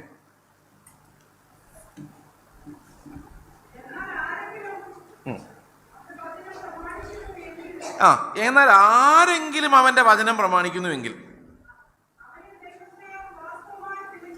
അവനിൽ ദൈവസ്നേഹം വാസ്തവമായും തികഞ്ഞിരിക്കുന്നു എന്ന് പറഞ്ഞാൽ, ദൈവത്തിൻ്റെ ഒരു കൽപ്പന അനുസരിക്കുന്ന ഒരാളെ നിങ്ങൾ കണ്ടാൽ അതിനർത്ഥം എന്താണ്? അവനിൽ എന്ത് തികഞ്ഞിട്ടുണ്ട്? പേടി തികഞ്ഞിട്ടുണ്ടോ? അല്ല, പിന്നെന്താ തികഞ്ഞേക്കുന്നേ? ദൈവത്തോടുള്ള സ്നേഹം അവൻ്റെ ഹൃദയത്തിൽ തികഞ്ഞിരിക്കുന്നു. അപ്പോൾ അനുസരണം എവിടെ നിന്ന് വരണമെന്നാണ് അപ്പോസ്തലിക ഉപദേശത്തിൻ്റെ ക്രക്സ് ഓഫ് ദ മാറ്റർ. എവിടെ നിന്ന് വരണം? ക്രിസ്തു എനിക്കായി അവനെ തന്നെ തന്നുവെന്നും അവനോടൊപ്പം ഉയർത്തെഴുന്നേൽപ്പിച്ച് എന്നെ സ്വർഗത്തിൽ ഇരുത്തിയെന്നും അൺകണ്ടീഷണലായിട്ടുള്ള ഈ സ്നേഹം പാപിയായി എനിക്ക് അവൻ തന്നുവെന്നും അവൻ എനിക്ക് പകരം ഞാൻ കൊള്ളേണ്ട അടിയും കൊണ്ട് എനിക്ക് പകരം അവൻ ക്രൂശിൽ കിടന്നുവെന്നും അങ്ങനെ അവൻ എനിക്ക് പകരമായി അവൻ്റെ ദേഹമെന്ന തിരശീല കീറി അവനെ അത്ര ആഴമായി സ്നേഹിച്ച് അവനെ തന്നെ എനിക്ക് വിട്ടു തന്നുവെന്നും ഞാൻ ഓർക്കുമ്പോൾ, ആത്മാവിൽ ഓർക്കുമ്പോൾ, അല്ല ചുമ്മാ ഓർത്താൽ നമ്മൾ ഡ്രാമ പോലെ തോന്നുള്ളൂ, ആത്മാവിൽ അത് ഓർക്കുമ്പോൾ എനിക്ക് അവനോട് തോന്നുന്ന സ്നേഹമാണ് ശരിക്കും എന്നെ അനുസരിപ്പിക്കുന്നതും വിശദീകരിക്കുന്നതും. അതുകൊണ്ടാണ് 2 കൊരിന്ത്യർ ലേഖനം 5:14 പറയുന്നത്, ക്രിസ്തുവിൻ്റെ സ്നേഹം ഞങ്ങളെ നിർബന്ധിക്കുന്നു. അപ്പോൾ നിങ്ങൾ ക്രിസ്തുവിൻ്റെ സ്നേഹത്താലുള്ള നിർബന്ധത്തിലല്ല, നരക ഭയത്തിലുള്ള നിർബന്ധത്തിലാണ് എങ്കിൽ നിങ്ങളുടെ അനുസരണം വിശുദ്ധമല്ല, ഒരു പരാക്രമമാണ്. അതിൽ ദൈവം പ്രസാദിക്കുന്നില്ല. കാരണം ഹൃദയങ്ങളെ പരിശോധിക്കുന്ന ദൈവം നിങ്ങൾ എന്ത് ചെയ്തു തീർത്തു എന്നല്ല നോക്കുന്നത്, നിങ്ങളുടെ ഹൃദയം ആർക്കു വേണ്ടി ഞരങ്ങുന്നു എന്നാണ് നോക്കുന്നത്. ഇനി നമ്മുടെ വലിയൊരു ചോദ്യത്തിലേക്ക് നമ്മൾ മടങ്ങി വരികയാണ്. ഈ മരിച്ചു ഉയർത്തെഴുന്നേറ്റു എന്നൊക്കെ വേദപുസ്തകത്തിൽ പറഞ്ഞിട്ടും എന്തുകൊണ്ടാണ് എനിക്ക് അങ്ങനെ തോന്നാത്തത്? വീണ്ടും വീണ്ടും അടിമനുഖത്തിൽ ഞാൻ കുടുങ്ങിപ്പോകുന്നത് എന്തുകൊണ്ടാണ് എനിക്ക് ദുർമനസാക്ഷി ഉണ്ടാകുന്നതും ഞാൻ ദൈവത്തിന് പറ്റിയ ആളല്ലെന്ന് എനിക്ക് പിന്നെയും തോന്നുന്നു എന്തുകൊണ്ടാണ്? ഞാൻ വീണ്ടും ജനിച്ചത് തന്നെയാണോ എന്നെനിക്ക് സംശയം തോന്നുന്നത് എന്തുകൊണ്ടാണ് നമുക്ക് വിശ്വാസത്തിൻ്റെ ഉറപ്പും ധൈര്യവും വിശുദ്ധീകരണവും പ്രാപിക്കാൻ സാധിക്കാത്തതെന്ന് ചോദിച്ചു കഴിഞ്ഞാൽ അതിൻ്റെ എല്ലാ ഉത്തരം എന്താണെന്ന് ഇതിങ്ങനെയാണ്. നമ്മുടെ രക്ഷയുടെ ഫോക്കസ് കർത്താവിൽ നിന്ന് മാറി നമ്മിലേക്ക് ആകുന്നത് കൊണ്ടാണ് ഈ പ്രശ്നങ്ങളെല്ലാം ഉണ്ടാകുന്നത്. മാത്രമല്ല, യേശുക്രിസ്തു നമുക്ക് വേണ്ടി മരിച്ചു, ഞാൻ അതിൻ്റെ കൂടെ ആ മരണത്തിൽ ഞാനും ഉണ്ടായിരുന്നു. അതിൻ്റെ പങ്കു ചോദിച്ചുകൊണ്ടാണ് ഞാൻ സ്നാനപ്പെട്ടത്. തന്നെയുമല്ല, പൗലോസ് പറയുന്നത് എനിക്ക് ന്യായപ്രമാണത്തുള്ള എൻ്റെ സ്വന്തം നീതി വേണ്ട എന്ന് പറഞ്ഞിട്ട് ക്രിസ്തുവിനെ നേടേണ്ടതിനും എന്ന് പറഞ്ഞ് പൗലോസ് പറയുന്നത് അവൻ്റെ കഷ്ടാനുഭവത്തിൻ്റെ കൂട്ടായ്മ മരണത്തിനോടും പുനരുത്ഥാനത്തിനോടുള്ള ഐക്യം അതാ ചോദിക്കുന്നത്. അപ്പോൾ യേശുവിനോടുകൂടെ മരിച്ച് അവനോടുകൂടെ പുനരുത്ഥാനം ചെയ്ത് അവൻ എൻ്റെ ജീവനായി മാറുന്ന ആ ഒരു ലൈഫാണ് ഈ പുനരുത്ഥാന ജീവിതം എന്ന് പറയുന്നത്. പക്ഷെ നമുക്കിതൊന്നും കാണാൻ പറ്റുന്നില്ല, അനുഭവിക്കാൻ പറ്റുന്നില്ല എന്നുള്ളതാണ് നമ്മുടെ പ്രശ്നം. അതിൻ്റെ പ്രധാനപ്പെട്ട കാരണം നമുക്ക് നമ്മുടെ ജീവിതം മുഴുവൻ യുക്തി കൊണ്ടാണ് നമ്മൾ ജീവിക്കുന്നത് എന്നുള്ളതാണ്, വിശ്വാസത്താലല്ല. ഞാൻ മരിച്ചു എന്നുള്ളത് ഞാൻ അനുഭവിക്കേണ്ടത് യുക്തിയിലല്ല, വിശ്വാസത്തിലാണ്. കാരണം നാം രക്ഷപ്പെടാനുള്ള ഒരേ ഒരു വഴി ദൈവം നമ്മുടെ ഹൃദയത്തിൽ സ്റ്റാർട്ട് ചെയ്തിരിക്കുന്ന ആ അതിവിശുദ്ധ വിശ്വാസമാണ്. ഇനി നിങ്ങൾ ഇങ്ങനെ നോക്കിക്കേ, നിങ്ങൾ മരിച്ചോ എന്ന ചോദ്യത്തിൻ്റെ ഉത്തരം കാഴ്ചയിൽ നോക്കിയാൽ, യുക്തിയിൽ നോക്കിയാൽ മരിച്ചിട്ടില്ല. കാരണം നിങ്ങൾ ജനിച്ചത് തന്നെ ഈ അടുത്ത ഇടയ്ക്കാണ്. യുക്തി വെച്ച് നോക്കിയാൽ 2000 വർഷങ്ങൾക്ക് മുമ്പ് മരിച്ച ക്രിസ്തുവിൻ്റെ കൂടെ ഞാൻ മരിച്ചു എന്ന് പറയുന്നതിൽ കാര്യമില്ല. അതുപോലെ എൻ്റെ കാഴ്ച വെച്ച് നോക്കിയാൽ, എൻ്റെ പ്രവൃത്തികൾ വെച്ച് നോക്കിയാൽ ഞാൻ മരിച്ചതായി കാണുന്നുമില്ല. അപ്പോൾ പിന്നെ ഞാൻ എന്ത് ചെയ്യണം? അതിൻ്റെ ഉത്തരം റോമാലേഖനം 6-ാം അധ്യായത്തിൽ തന്നെയുണ്ട്. 6-ാം അധ്യായത്തിൻ്റെ 11-ാം വാക്യം. അവണ്ണം നിങ്ങളും പാപസംബന്ധമായി മരിച്ചവരെന്നും ക്രിസ്തു യേശുവിൽ ദൈവത്തിന് ജീവിക്കുന്നവരെന്നും നിങ്ങളെ തന്നെ എണ്ണുവിൻ. ഇപ്പം നമ്മൾ എന്ത് ചെയ്തുകൊണ്ടിരിക്കണം? ഞാൻ മരിച്ചവനാന്ന് എണ്ണിക്കൊണ്ടിരിക്കണം. എണ്ണ മറന്നുപോയാൽ എന്ത് സംഭവിക്കും? രാവിലെ വീട്ടിൽ വഴക്കുണ്ടാകുമ്പോൾ ഞാൻ മരിച്ചവനാന്നുള്ള കാര്യം മറന്നുപോയാൽ എന്ത് സംഭവിക്കും? വായിൽ വരുന്നതെല്ലാം പറയും. എന്നിട്ട് കുറേ കഴിയുമ്പം കരഞ്ഞുകൊണ്ട് കർത്താവിൻ്റെ പറയും, കർത്താവേ ഞാൻ മരിച്ചവനാന്നുള്ള കാര്യം മറന്നുപോയേ, ഇനി ഞാൻ ഓർത്തോളാം എന്ന് പറയും. അങ്ങനെ ആദ്യമൊക്കെ നമ്മൾ ഒത്തിരി തോറ്റുപോകും. അപ്പം നമ്മൾ വിചാരിക്കും, ഞാൻ എന്തോ ഒരു അരിഷ്ട മനുഷ്യനാണ്, വഴക്കുണ്ടാക്കി ബഹളം വെച്ചിട്ട് പിന്നെ വന്നിട്ട് ഞാൻ മരിച്ചതാണേ എന്ന് പറഞ്ഞ് വല്ലതും നടക്കുമോ? ഒന്നും നടക്കില്ല. പിന്നെ പതുക്കെ നമുക്ക് തക്ക സമയത്ത് ഓർമ്മ വരാൻ തുടങ്ങും. കാരണം ഈ തക്ക സമയത്തുള്ള കൃപ എന്ന് പറയുന്ന ഒരു ഭയങ്കര കാര്യമാണ്. അത് നമുക്ക് ലഭിക്കാൻ തുടങ്ങും, അത് അനുഭവിക്കാൻ തുടങ്ങുമ്പം വഴക്കുണ്ടാകുന്ന ഒരു അന്തരീക്ഷം കാണുമ്പോഴേ നമ്മുടെ ഉള്ളിൽ ഈ മരണം നമ്മൾ വിശ്വാസത്താൽ ആ വിശ്വാസം നമ്മുടെ ഉള്ളിലേക്ക് കടന്നു വന്നു കഴിഞ്ഞാൽ നമ്മൾ ജയിച്ചു. ഞാൻ മരിച്ചു, ഇനി ജീവിക്കുന്ന ക്രിസ്തു അത്രയെന്നുള്ള ആ ഒരു ഫെയ്ത്ത് എൻ്റെ ഉള്ളിലേക്ക് വന്നു കഴിഞ്ഞാൽ ഞാൻ ആ പശ്ചാത്തലത്തിൽ ജയാളിയായി മാറിക്കഴിഞ്ഞു. പിന്നെ എന്നെ ഇടിച്ചാലോ കുത്തിയാലോ ചീത്ത പറഞ്ഞാലോ ഈ വിശ്വാസത്തിൽ ഞാൻ മുറുകെ പിടിക്കുന്നിടത്തോളം എന്നിലൂടെ വരുന്നത് കർത്താവ് മാത്രമായിരിക്കും. അപ്പോൾ കുറേ കഴിയുമ്പോൾ എൻ്റെ കൺട്രോൾ പോവും. കാരണം ഞാൻ എൻ്റെ ശക്തിയിലാണ് ആശ്രയിക്കുന്നത്. എൻ്റെ പ്രകൃതം മുഴുവൻ അങ്ങനെയാണ്. നിങ്ങൾ കണ്ടിട്ടില്ല, ഈ പറമ്പിലുള്ള ടച്ച് മീ നോട്ട് പ്ലാന്റുകളൊക്കെ തൊട്ട് കഴിഞ്ഞാൽ മൈമോസ, അത് തൊട്ടാവാടികൾ, അതിനെ തൊട്ട് കഴിഞ്ഞാൽ ഇതിങ്ങനെ ചുരുങ്ങും. അതിൻ്റെ പ്രതികരണം സ്വാഭാവിക പ്രതികരണമാണ്. ഇപ്പോൾ നമുക്കൊരു സ്വാഭാവിക പ്രതികരണം എല്ലാ മനുഷ്യർക്കും ഉണ്ട്. പൊരുത്തൻ എന്നെ തല്ലാൻ വിളിച്ചിട്ട് കാരണക്കുറ്റി നോക്കി ഒരു അടി ഇങ്ങനെ വീശുമ്പോഴേക്കും ഞാൻ മാറുന്നത് എനിക്ക് കാരണം കാണിച്ചു കൊടുക്കണമെന്ന കർത്താവ് പറഞ്ഞേക്കുന്നില്ല. അപ്പം ഞാൻ മാറുന്നത് പാപമല്ലേ? പറഞ്ഞിട്ട് കാര്യമില്ല. നമുക്കൊരു റിഫ്ലെക്സ് റിയാക്ഷൻ ഉണ്ട് അല്ലേ? നേരെ കണ്ണിന് നേരെ ഒരു സാധനം എറിഞ്ഞു കഴിഞ്ഞാൽ നമ്മൾ മാറും. അത് നമ്മളെ തന്നെ പ്രൊട്ടക്റ്റ് ചെയ്യാനുള്ള നമ്മുടെ പരിശ്രമമാണ്. അപ്പോൾ ആരെങ്കിലും നമ്മളെ അബ്യൂസ് ചെയ്യുകയോ നമ്മൾ ഇഷ്ടമില്ലാത്ത വർത്താനം പറയും ഇൻസൾട്ട് ചെയ്യുകയോ ചെയ്യുമ്പം നമ്മുടെ ഉള്ളിൽ നിന്നൊരു നാച്ചുറൽ പ്രതികരണമുണ്ട്. നമുക്ക് ആ പ്രതികരണം വെച്ച് നമ്മൾ ഈ ലോകത്ത് ജീവിച്ചു പോകുന്നത്. ആ നാച്ചുറൽ പ്രതികരണം പറയുന്നത് കൊടുക്കടാ അവനിട്ട് ഒരെണ്ണം എന്നാ പറയുക. കാരണം എൻ്റെ ജീവിതം സുഖമാകുന്നതിൽ അവൻ തടസ്സമാണ്. അതെൻ്റെ ബുദ്ധി ഒരു നിമിഷം കൊണ്ട് എൻ്റെ യുക്തി അത് അനലൈസ് ചെയ്ത് കഴിയും. അപ്പോൾ ഞാൻ എൻ്റെ ജീവിതത്തിൽ ജീവിച്ചു പോകുന്നതെല്ലാം ആ യുക്തി കേട്ടുകൊണ്ടും ആ പാഠങ്ങൾ പഠിച്ചുകൊണ്ടും ആ പഴയ മനുഷ്യൻ്റെ റീസണിങ് വെച്ചാണ് ഞാൻ ഇത്രയും നാളും ജീവിച്ചുകൊണ്ടിരുന്നത്. അപ്പം പെട്ടെന്ന് വരുന്ന അതാണ്. ശരിയാണോ ഞാൻ പറഞ്ഞ? ആദ്യം വരുന്ന അതാണ്. 100% ഉറപ്പാ. വിശ്വാസത്തിൻ്റെ ആദ്യ കാലങ്ങളിലെങ്കിലും ആദ്യം വരുന്നത് ഈ ജഡമായിരിക്കും. ചിലപ്പോൾ 50 വർഷം കഴിഞ്ഞാലും ജഡമായിരിക്കും വരുന്നത്. അത് വളരാത്തതുകൊണ്ടാണ്. പിന്നെ കുറേ കഴിയുമ്പം നമുക്ക് എന്തു പറയുന്നു, ഈ കർത്താവിൻ്റെ ജീവനാണല്ലോ ഞാൻ ജീവിക്കുന്നുള്ള ഓർമ്മ കുറച്ചുകൂടെ ഉണ്ടാവും. മെമ്മറിയിലാണ് അതൊക്കെ, മെമ്മറി. അപ്പോൾ ഒരു പ്രശ്നത്തിലേക്ക് വരുമ്പോഴേക്കും ഞാൻ എൻ്റെ ഇൻസ്റ്റിങ്ക്റ്റിനോട് ഞാൻ മരണത്തിന് ഏൽപ്പിക്കും. ഭൂമിയിലെ അവയവങ്ങളെ മരിപ്പിക്കുക എന്ന് പറഞ്ഞു കഴിഞ്ഞാൽ ഞാൻ ചെയ്യുന്നതല്ല.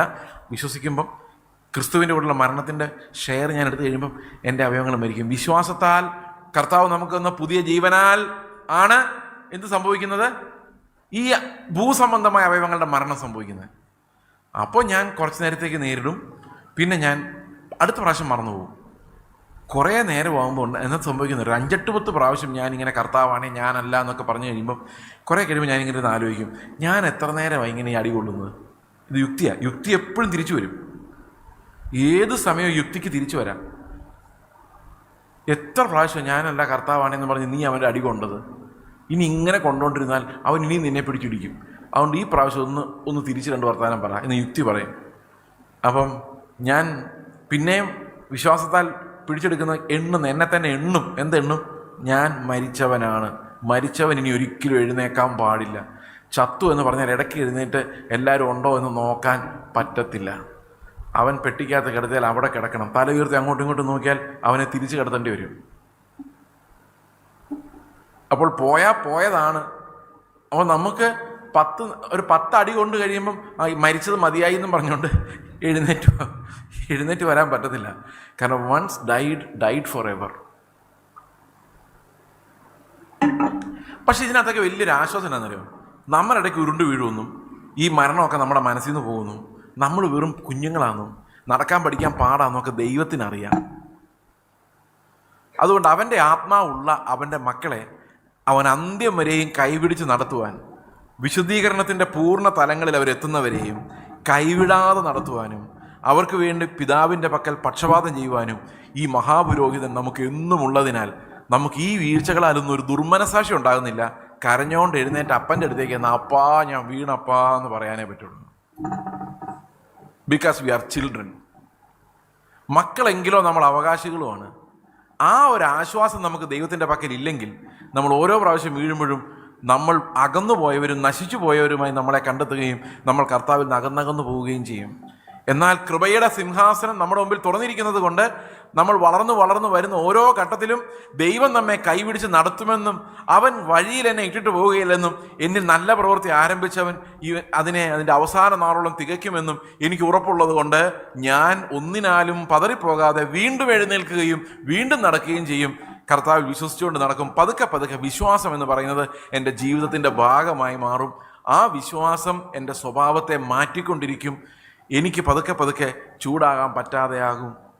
എനിക്ക് പതുക്കെ പതുക്കെ ക്രിസ്തുവിൻ്റെ സ്വഭാവമുള്ളവനായി വിശ്വാസത്താൽ അവൻ എന്നിൽ വസിക്കാൻ തുടങ്ങും. പതുക്കെ പതുക്കെ എന്നെ കാണുന്നവർ എൻ്റെ ഉള്ളിൽ ക്രിസ്തു ഉണ്ടെന്ന് മനസ്സിലാക്കാൻ തുടങ്ങും. ജീവജല നദികൾ എന്നിലൂടെ ഒഴുകാൻ തുടങ്ങും. ഇതെല്ലാം ഒരു പ്രോസസ്സാണ്. ഈ ഒരു പ്രോസസ്സിലേക്ക് നമ്മൾ എത്തിക്കുന്ന ഉപദേശത്തെയാണ് നമ്മൾ അപ്പോസ്തലിക ഉപദേശം എന്ന് പറയുന്നത്. നമ്മൾ ആദ്യമൊക്കെ വീഴുന്നതുകൊണ്ട് നിങ്ങൾ നിരാശപ്പെടരുത്. ഒരു പക്ഷേ 50 വർഷമായിട്ട് പിന്നെയും വീഴുവാണെങ്കിലും നിങ്ങൾ ഇങ്ങനെ വിചാരിച്ചാൽ മതി, ഞാൻ ഇപ്പോഴൊരു കുഞ്ഞാണ്, അപ്പോസ്തലിക ഉപദേശം കേൾക്കേണ്ട രീതിയിൽ കേട്ടാൽ ഞാൻ നന്നാവും കർത്താവേ എന്ന് പറഞ്ഞ് ആ ഉപദേശത്തിനടുത്തേക്ക് എന്നിട്ട് കർത്താവേ അവിടുത്തെ ആത്മാവ് എന്നെ പഠിപ്പിക്കണമേ. ആത്മാവിൻ്റെ അഭിഷേകത്താൽ നമ്മൾ പഠിക്കുന്ന പാഠങ്ങളാലാണ് നമ്മൾ ക്രിസ്തുവിനെ പോലെയായി മാറുന്നത്. അതല്ലാതെ ധർമ്മോപദേശങ്ങളാലല്ല. ഇന്ന് മുഴുവൻ കേൾക്കുന്ന ധർമ്മോപദേശങ്ങളാണ്. ധർമ്മോപദേശങ്ങളാൽ നമുക്ക് നന്നാകാൻ പറ്റും, പക്ഷെ വിശുദ്ധരാകാൻ പറ്റില്ല. എങ്ങനെയാണ് ധർമ്മോപദേശത്താൽ നന്നാകാൻ പറ്റുന്നത്? എനിക്ക് പല കളറുള്ള ഡ്രസ്സ് ഇടണമെന്നൊക്കെ ആഗ്രഹം ഉണ്ടെന്ന് വിചാരിച്ചോ. എനിക്കൊരാഗ്രഹമില്ല, ഞാൻ എക്സാമ്പിൾ പറഞ്ഞാണ്. അങ്ങനെ ഒരു ആഗ്രഹം ഉണ്ടെന്ന് വിചാരിച്ചോ. ഞാൻ നിർബന്ധത്താൽ വെള്ള വസ്ത്രം ഇട്ടിരിക്കുകയെന്ന് വിചാരിച്ചോ. അത് വിശുദ്ധീകരണമൊന്നുമല്ല. അവൻ്റെ ഹൃദയത്തെ നോക്കുന്ന ദൈവം ഈ വെള്ള വസ്ത്രത്തെക്കാളും ഗുരുതരമായ മോഹങ്ങൾ അവൻ്റെ ഉള്ളിൽ കാണുമ്പോൾ അവൻ ഈ പുറമേ കാണിക്കുന്ന ഈ ആചാരങ്ങൾ കൊണ്ട് അവന് യാതൊരുവിധ പ്രയോജനവും ഇല്ല. മനസ്സിലായോ? അപ്പോൾ ശരിയായ വിശുദ്ധീകരണം കൽപ്പനകളാലല്ല വരുന്നത്, ഭയത്താലല്ല വരുന്നത്. നാം ഇനിയും ഭയപ്പെടേണ്ടതിന്, ജഡത്തെ അനുസരിച്ച് ജീവിക്കേണ്ടതിന്, ജഡത്തോട് കടക്കാരാകേണ്ടതിന് നാം ദാസ്യത്വത്തിൻ്റെ ആത്മാവിനെ അല്ല പ്രാപിച്ചിരിക്കുന്നത്. പഴയ നിയമത്തിൽ ഉപദേശങ്ങളെല്ലാം ദാസ്യത്വത്തിന് തുല്യമായിട്ടാണ് ഗലാത്യ ലേഖനത്തിൽ കാണുന്നത്. If you are still afraid as to what will happen to you, if you are afraid whether you will go to hell, നരകത്തിൽ പോകുമെന്നുള്ള പേടി കാരണം ഞാൻ മര്യാദയ്ക്ക് വിറച്ചുകൊണ്ടിരിക്കുകയാണെങ്കിൽ you are still in the old testament, you are still a slave. പക്ഷേ നിങ്ങൾ പ്രാപിച്ചിരിക്കുന്ന ആത്മാവ് എന്തിൻ്റെ ആത്മാവാണ്? പുത്രത്വത്തിൻ്റെ ആത്മാവാണ്, അവകാശത്തിൻ്റെ ആത്മാവാണ്. അതുകൊണ്ട് ഞാൻ കാണുന്ന റിയാലിറ്റി എന്ന് പറയുന്നത് ക്രിസ്തുവിൻ്റെ കൂടെ ഞാൻ മരിക്കുകയും അവൻ്റെ കൂടെ ഞാൻ പുനരുത്ഥാനം ചെയ്യുകയും ചെയ്തിരിക്കയാൽ ഞാൻ സ്വർഗത്തിലിരിക്കുന്ന ഒരാളായിരിക്കുകയാൽ അതെൻ്റെ വിശ്വാസത്തിൻ്റെ ഭാഗമായി മാറുമ്പോൾ, ഞാൻ ഈ നാട്ടുകാരനല്ലാതെ വരുമ്പോൾ ഇവിടെയുള്ള പെറ്റി സ്ക്വാബിൾസും വഴക്കിനകത്തൊന്നും എനിക്കൊരു താല്പര്യവും ഇല്ലാതെ വരും. ഇവിടെ കസേര കിട്ടിയോ, കസേര കംഫർട്ടബിൾ ആയിരുന്നോ, ബിരിയാണിയുടെ കൂടെ ചിക്കൻ്റെ പീസ് ആവശ്യത്തിന് കിട്ടിയോ, ഇതൊന്നും നമുക്കൊരു പ്രശ്നമല്ലാതെ വരും. കാരണം നമ്മൾ ഇന്നത്തെ വലിയ വലിയ വഴക്കുകളെല്ലാം കുഞ്ഞു കുഞ്ഞു കാര്യങ്ങളെ സംബന്ധിച്ചാണ്. വലിയ കാര്യമായാലും കുഞ്ഞു കാര്യമായാലും ചത്തുപോയവനെ സംബന്ധിച്ച് യാതൊരു പരാതിയുമില്ല. Died for ever. ഓക്കെ, ഈ മരണമാണ് നമ്മൾ എന്ത് ചെയ്യുന്നത്? വിശ്വാസത്താൽ പിടിച്ചെടുക്കുന്നത്. I believe, I died, I count, I died. അപ്പോൾ എങ്ങനെയാണ് നമ്മൾ നീതിയുടെ അടിമകളാകുന്നത്? ക്രിസ്തു നമ്മിൽ വസിക്കുന്നത് കൊണ്ട്. നമ്മൾ വിശ്വാസത്താൽ അവൻ്റെ മരണത്തിൻ്റെ പങ്കാളിത്തവും അവൻ്റെ പുനരുത്ഥാനത്തിൻ്റെ പങ്കാളിത്തവും നമ്മൾ വിശ്വാസത്താൽ ഏറ്റെടുത്തുകൊണ്ടാണ് നമ്മൾ ഈ നീതിയിലേക്ക് കടക്കുന്നത്. ഈ അപ്പോസ്തലിക ഉപദേശം നിങ്ങൾക്ക് കൂടുതൽ മനസ്സിലാക്കണമെന്ന് ആഗ്രഹമുണ്ടെങ്കിൽ യൂട്യൂബിൽ എൻ്റെ പേരിനെ ചേർത്ത് റോമൻസ് എന്നോ ഹീബ്രൂസ് എന്നോ സെർച്ച് ചെയ്ത് കഴിഞ്ഞാൽ വാക്യം പ്രതി വാക്യം ഈ വാക്യങ്ങളുടെ വ്യാഖ്യാനങ്ങൾ അവിടെ ഉണ്ട്. നിങ്ങൾക്ക് വേണമെന്ന് തോന്നുകയാണെങ്കിൽ അത് വായിക്കാവുന്നതാണ്. അതല്ലെങ്കിലും റോമാലേഖനം പോലുള്ള അപ്പോസ്തലിക ലേഖനങ്ങൾ പഠിപ്പിക്കാൻ വേണ്ടി ഉപയോഗിക്കുന്ന ലേഖനങ്ങൾ. ഞാൻ എന്തുകൊണ്ടാണ് ഈ 2 ലേഖനങ്ങളുടെ കാര്യം എടുത്തു പറഞ്ഞതെന്ന് വെച്ച് കഴിഞ്ഞാൽ, ഏറ്റവും പ്രധാനമായി നീതീകരണത്തെക്കുറിച്ചും വിശുദ്ധീകരണത്തെക്കുറിച്ചും വിശദമായ പഠിപ്പിക്കലുകളുള്ള 2 ലേഖനങ്ങളാണ് റോമാലേഖനവും എബ്രായ ലേഖനവും. നിങ്ങളെല്ലാവരും അത് പഠിച്ചിരിക്കേണ്ടതാണ്. അപ്പോസ്തലിക ഉപദേശത്തിൻ്റെ മാർമിക രൂപം എന്തെന്ന് നിങ്ങൾക്ക് മനസ്സിലാകണമെങ്കിൽ. ഓക്കെ, ഇനി ഈ ഒരു കാര്യം നമ്മൾ ഈ അപ്പോസ്തലിക ഉപദേശം എന്തുകൊണ്ട് പഠിക്കണം എന്ന് ഞാൻ പഠിക്കണമെന്ന് ഞാൻ പറയാനുള്ള ഒരു കാരണം, നമ്മുടെ യൗവനക്കാർക്ക് വിശ്വാസം നഷ്ടപ്പെട്ടു പോകുന്നു എന്നൊരു പ്രതിഭാസം ഇന്ന് ലോകമെമ്പാടുമുണ്ട്. നിങ്ങൾ വിചാരിക്കും നിങ്ങളുടെ മക്കൾ പാട്ട് പാടുന്നത് കൊണ്ട്, നിങ്ങളുടെ മക്കൾ ചർച്ച് ഓഫ് ഗോഡല്ലേ YPEയിൽ ആക്റ്റീവ് ആയതുകൊണ്ട്, സൺഡേ സ്കൂളിലല്ല എല്ലാ ചോദ്യത്തിനും ഉത്തരം പറയുന്നതുകൊണ്ട് അവരുടെ ഉള്ളിൽ വിശ്വാസമുണ്ടെന്ന് നിങ്ങൾ ധരിക്കരുത്. ഇന്ന് പല മക്കളുടെ ഉള്ളിൽ വിശ്വാസത്തിൻ്റെ ഒരു കണിക പോലും ഇല്ല എന്ന കാര്യം നമ്മൾ മനസ്സിലാക്കണം. അതിൻ്റെ കാരണം എന്താണെന്ന് വെച്ച് കഴിഞ്ഞാൽ, വളരെ ചെറുപ്പത്തിലെ അവരുടെ ഉള്ളിൽ നിന്ന് വിശ്വാസം എടുത്തു മാറ്റപ്പെട്ടിട്ടുണ്ട്. ഞാൻ കുറേ വർഷങ്ങൾക്ക് മുമ്പ് കൊട്ടാരക്കരയ്ക്ക് അടുത്ത്, ആ സ്ഥലം കൃത്യമായിട്ട് ഞാൻ ഓർക്കുന്നില്ല, PYPയുടെ ഒരു ക്യാമ്പിൽ സംസാരിക്കുമ്പോൾ ഞാൻ അവരോട് പറഞ്ഞു, മക്കളെ, ഞാനൊരു അപ്പോളജി പറയാനാണ് നിങ്ങളുടെ അടുത്ത് നിൽക്കുന്നത്. എന്താണെന്ന് ചോദിച്ചു കഴിഞ്ഞാൽ, ഞങ്ങളുടെ പൂർവ്വ പിതാക്കന്മാർ ഞങ്ങളെ പഠിപ്പിച്ചത് ഈ ലോകം നമുക്ക് അന്യമാണെന്നും ഈ ലോകത്തിൽ നിക്ഷേപങ്ങളെ സ്വരൂപിക്കരുതെന്നും കർത്താവ് വേഗം വരുമെന്നും പോകാൻ തയ്യാറാകണമെന്നുമാണ് ഞങ്ങളുടെ പൂർവ്വപിതാക്കന്മാർ ഞങ്ങളെ പഠിപ്പിച്ചത്. എന്നാൽ ഞങ്ങൾ നിങ്ങളെ പഠിപ്പിച്ചത് എന്താണ് ഇന്നത്തെ തലമുറയോട് മാതാപിതാക്കൾ പറഞ്ഞു കൊടുത്തിട്ടുള്ളത്? കർത്താവ് വരും, പോകാൻ റെഡിയാവണമെന്നാണോ? അല്ല. ഇന്ന് നമ്മൾ പറഞ്ഞു കൊടുത്തിട്ടുള്ളത്, പ്രാർത്ഥിക്കടാ നിൻ്റെ കാര്യം നടക്കാനെന്നാണ്. അതായത് നിനക്ക് പോകണ്ടേ, നിനക്ക് രക്ഷപ്പെടേണ്ടേ ജീവിതത്തിൽ? നീ മറ്റുള്ളവരെ ആശ്രയിച്ച് ജീവിക്കാൻ പറ്റുമോ? നീ പോയി അധ്വാനിച്ച് സമ്പാദിക്ക്, ദൈവത്തോട് പ്രാർത്ഥിക്ക്, യേശുപ്പച്ച നിന്നെ സഹായിക്കും. അപ്പോൾ ഇവൻ ആകെ കർത്താവിനെ നോക്കുന്നത് എന്തിനു വേണ്ടിയാണ്? ഞാൻ കഴിഞ്ഞ ദിവസം പറഞ്ഞ പോലെ ഇൻ്റർവ്യൂ പാസ്സാവാൻ വേണ്ടിയും പരീക്ഷ പാസ്സാവാൻ വേണ്ടിയും കൂട്ടുകാരുടെ മേലിൽ ജയിക്കാൻ വേണ്ടിയും റാങ്ക് കിട്ടാൻ വേണ്ടിയും ഒക്കെയാണ് ഇവൻ ദൈവത്തെ ആശ്രയിക്കുന്നത്. സംഭവിക്കുന്നത് എന്നാണെന്നറിയോ? അതൊന്നും മിക്കവാറും കിട്ടത്തില്ല പ്രാർത്ഥിച്ച. ഇതൊന്നും പ്രാർത്ഥിച്ചാൽ കിട്ടാമെന്ന ഒരു വാഗ്ദത്വവും ബൈബിളിലില്ല. ബൈബിളിൽ ഒരിടത്തും ഒരു വാഗ്ദത്വമില്ല. അവൻ്റെ ഉടമ്പടി പ്രകാരമുള്ളവർക്ക് ലോകപ്രകാരമുള്ള അനുഗ്രഹമുണ്ടെന്നുള്ള ഒരു വാഗ്ദത്വമോ ഉദാഹരണമോ പഴയ നിയമത്തിലോ പുതിയ നിയമത്തിലോ ഇല്ല. പിന്നെ നമ്മളെങ്ങനെ ഇങ്ങനത്തെ പ്രാർത്ഥനകൾ കണ്ടുപിടിച്ചെന്ന് എനിക്കറിയത്തില്ല. ചില ആൾക്കാർ വിശ്വസിക്കുന്ന പഴയ നിയമത്തിൽ മുഴുവൻ അനുഗ്രഹങ്ങളാണ്, പുതിയ നിയമമാകുമ്പോൾ എല്ലാം കഷ്ടപ്പാടാണ്. ഇങ്ങനെ വിശ്വസിക്കുന്നവർ ഇവിടെ ഉണ്ടോ? സഹോദരങ്ങളെ, പുതിയ നിയമത്തെക്കാളും കഷ്ടപ്പാടാണ് പഴയ നിയമത്തിലെ വിശുദ്ധന്മാരുടെ കാര്യം. ഹാബേൽ, ഒരു പെർഫെക്റ്റ് യാഗം കഴിച്ച ഹാബേലിനെ പിറ്റേ ദിവസം രാവിലെ തൊട്ട് ആ ദേശത്ത് കാണാനില്ല. എവിടെ പോയി? ചേട്ടൻ തല്ലിക്കൊന്നു. എന്ത് കിട്ടി അവന്? ഒരു വക ഈ ലോകത്തിന് കിട്ടിയില്ല. എന്നാൽ അവൻ്റെ രക്തം ഗുണകരമായി, നിഷ്കളങ്ക രക്തമായി ഇന്ന് സംസാരിച്ചുകൊണ്ടിരിക്കുന്നു. അതിനേക്കാൾ ഗുണകരമായി കർത്താവിൻ്റെ രക്തം സംസാരിക്കും. പക്ഷേ ഹാബേലിൻ്റെ രക്തം ദൈവത്തിൻ്റെ ഹൃദയത്തിൽ വലിയൊരു അടയാളമാണ്. അപ്പം അത്രയും പെർഫെക്റ്റ് ആയിട്ടുള്ളൊരു യാഗം കർത്താവിൻ്റെ അടുത്ത് കഴിച്ച അന്ന് അയാൾ തട്ടിപ്പോയി. ഒന്ന് ആലോചിച്ച് നോക്കിയ ഫസ്റ്റ് യാഗത്തിൻ്റെ റിസൾട്ടാണ്. പിന്നെ ഹാനോക്ക് എന്ന് പറഞ്ഞ ഒരാളുണ്ടായിരുന്നു. പുള്ളി കുറേ നാൾ കർത്താവിൻ്റെ കൂടെ നടന്നപ്പം കർത്താവ് അവനെ അങ്ങ് കൊണ്ടുപോയി. എന്നാൽ പിന്നെ ഈ ലോകത്ത് നീ കുറച്ചുകൂടെ എൻജോയ് ചെയ്തോടാ എന്നും പറഞ്ഞ് കുറച്ച് വീടും പരിവാരവും കാറും ഒന്നും കൊടുത്തില്ല. ഇങ്ങ് പോരെന്ന് പറഞ്ഞ് വിളിച്ചോണ്ടങ്ങ് പോയി. ഇനി എബ്രഹാമിൻ്റെ കാര്യം വിചാരിച്ചാൽ നമുക്ക് ഇന്നലെ കണ്ട പോലെ എവിടെയൊക്കെയോ കിടന്ന് ടെൻ്റ് അടിച്ച്, കനാൻ ദേശത്ത് ടെൻ്റ് അടിച്ച് മക്കളുടെ കൂടെ താമസിച്ചു. ഇനി മോശയുടെ കാര്യം പറഞ്ഞാൽ, ഒരു ജനതയെ മുഴുവൻ കനാൻ ദേശത്തേക്ക് കൊണ്ടുപോയ മോശെ അവൻ്റെ ജീവിതത്തിൻ്റെ പ്രധാനപ്പെട്ട ആ കാലഘട്ടം മുഴുവൻ കർത്താവിന് വേണ്ടി ജീവിച്ച 40 വർഷക്കാലം മരുഭൂമിയിലൂടെ ജനങ്ങളെ നടത്തിയ മോശെ കനാൻ ദേശവും കണ്ടില്ല, എവിടെയാ മരിച്ചതെന്നൊരു ബറിയൽ ഗ്രൗണ്ട് പോലും ഇല്ലാതെ, അഡ്രസ് ഇല്ലാതായിപ്പോയി. എവിടെ അനുഗ്രഹങ്ങൾ? എവിടെയാണ് സഹോദരങ്ങളെ അനുഗ്രഹങ്ങൾ? ഇനി നിങ്ങൾ പ്രവാചകന്മാരുടെ കാര്യം എടുത്ത് നോക്കിയേ. യിരെമ്യാവ്, യെശയ്യാവ്, ഹോശേ, ആമോസ്, ഒരൊറ്റ എണ്ണവും സമാധാനമായിട്ട് വീട്ടിൽ കിടന്ന് മരിച്ചിട്ടില്ല. ആരൊക്കെയോ കല്ലെറിഞ്ഞ് വഴിയിൽ കിടന്ന് അലഞ്ഞു തിരിഞ്ഞ് നടന്ന്, ഒരു പ്രവാചകനായ ഹോശയ്ക്ക് കിട്ടിയ ഭാര്യ, ആമോസ് കിടന്ന കിടപ്പ്, ഇതൊക്കെ നമ്മൾ വായിച്ചു നോക്കിക്കഴിഞ്ഞാൽ ഒരൊറ്റ എണ്ണം പോലും പ്രോസ്പെരിറ്റി പഴയ നിയമത്തിൽ അനുഭവിച്ചത് ഞാൻ കണ്ടിട്ടില്ല. നിങ്ങളാരെങ്കിലും കണ്ടിട്ടുണ്ടോ? ഏതൊരു രാജാക്കന്മാരുടെ കഥയാണെങ്കിൽ ശരിയാ, രാജാധികാരത്തിൻ്റെ പേരിലുള്ള ബെനിഫിറ്റ് അവർക്ക് കിട്ടിയിട്ടുണ്ട്. അപ്പം പിന്നെ നമ്മൾ എവിടെ നിന്നാണ് ഈ പ്രോമിസസ് എല്ലാം കുത്തിപ്പൊയ്ക്കൊണ്ട് വന്നിരിക്കുന്നത് സഹോദരങ്ങളെ?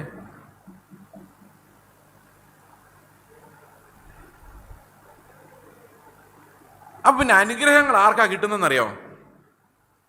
മർക്കട മുഷ്ടിയുള്ള ഒരു ജനത്തിനാണ് ദൈവം അനുഗ്രഹം കൊടുക്കുന്നത്. ഏറ്റെടുത്ത വിടുതല, ആ വിടുതലല്ല ഈ വിടുതൽ.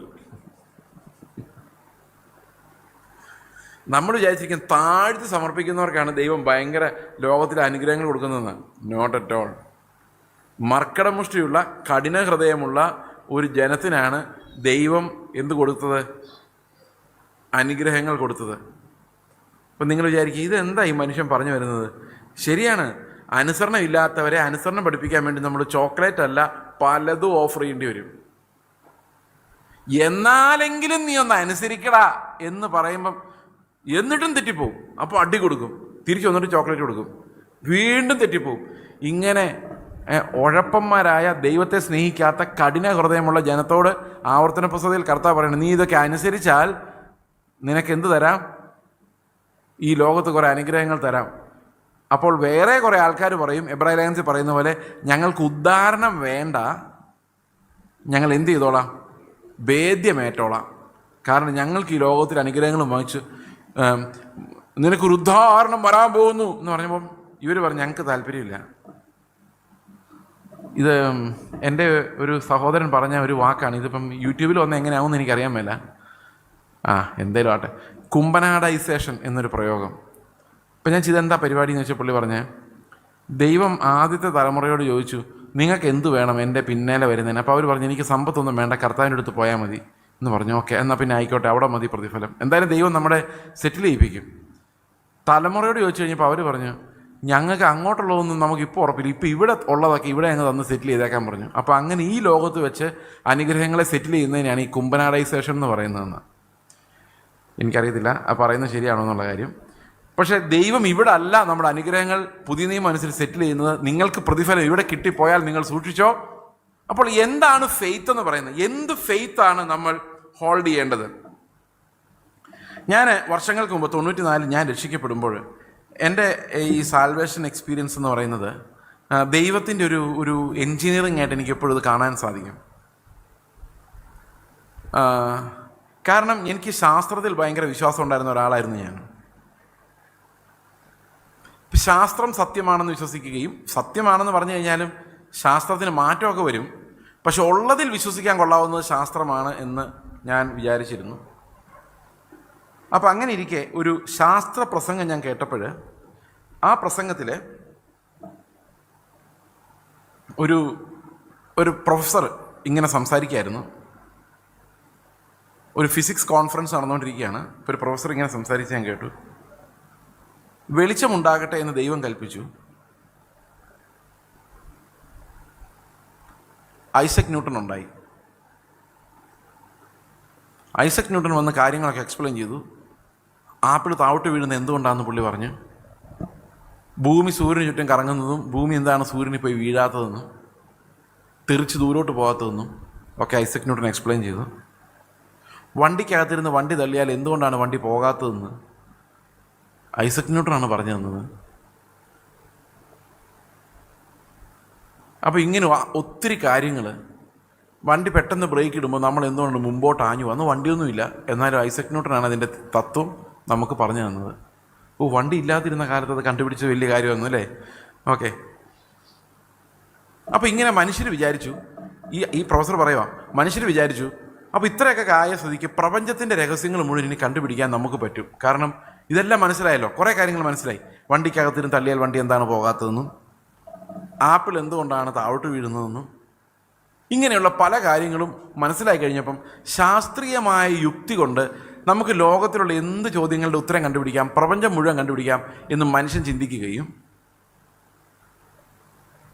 അവൻ ദൈവത്തെ അവിടെ ഇവിടെയൊക്കെ നോക്കിയിട്ട് ദൈവം ഒരിടത്തും ഇല്ലെന്നും, ഞങ്ങൾ സ്പേസിൽ പോയി നോക്കിയിട്ട് അവിടെയെങ്കിലും ദൈവത്തെ കണ്ടില്ലെന്നും, അതുകൊണ്ട് ഇല്ലാത്ത ഒരു കാര്യം വിശ്വസിക്കാനുള്ള ബാധ്യത യുക്തിയുള്ളവർക്കില്ലെന്നും, അതുകൊണ്ട് ദൈവം ഉണ്ടെന്ന് പറയുന്നവർ അതിന് തെളിവ് കൊണ്ടുവരട്ടെ എന്നും യുക്തിവാദികൾ പറഞ്ഞു. ദൈവ നിഷേധികളുണ്ടായി, പരിണാമവാദക്കാരുണ്ടായി, നിരീശ്വരവാദം പഠിപ്പിക്കുന്ന ഫിലോസഫീസ് ഉണ്ടായി, കമ്മ്യൂണിസം ഉണ്ടായി. അങ്ങനെ പലവിധമായ ഇസങ്ങളുണ്ടായി, ലോകം പെരുകി, ലോകത്തത് പെരുകി. അങ്ങനെ ഇരിക്കെ കർത്താവ് പറഞ്ഞു, ദൈവം പറഞ്ഞു, പുള്ളി പറഞ്ഞ ആൾ വിശ്വാസിയൊന്നുമല്ല അവിടെ, പുള്ളി ഈ പ്രസംഗിച്ച ആൾ വിശ്വാസിയല്ല, പുള്ളി ഒരു ഹിന്ദു ആയിരുന്നു എൻ്റെ ഓർമ്മ. അദ്ദേഹം ഇത് സ്റ്റൈലായിട്ട് പറഞ്ഞ ഫിസിക്സ് ആൻഡ് ഫിലോസഫി.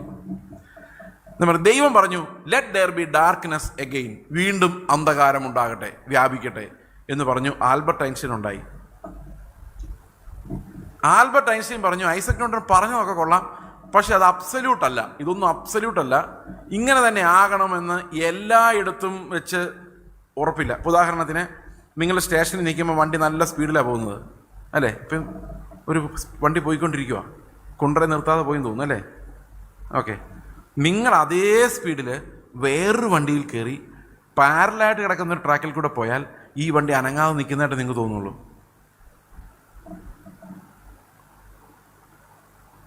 ശരിയല്ലേ?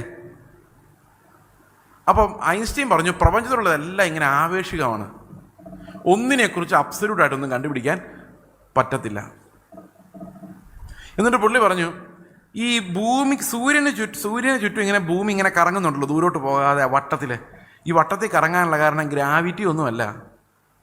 ശരിക്കും ഈ വലിയ സ്പേസിനകത്ത് നമ്മളൊരു കുളം പോലെയാണ്. ഈ കുളത്തിനകത്തോട്ടൊരു കല്ലിട്ടാൽ അതിന് ചുറ്റും ഇങ്ങനെ റിപ്പിൾസ് ഉണ്ടാകുന്ന പോലെ, തരംഗങ്ങൾ ഉണ്ടാകുന്ന പോലെ, ഈ സ്പേസിനകത്ത് ഒരു മാറ്റർ വെച്ച് കഴിഞ്ഞാൽ അതിന് ചുറ്റും ഇങ്ങനെ ഒരു ലൈൻസ് ഉണ്ടാവും. ആ ലൈൻസിലൂടെയാണ് ഈ ഭൂമി പോയിക്കൊണ്ടിരിക്കുന്നത്, ഗ്രാവിറ്റേഷണൽ വേവ്സ്.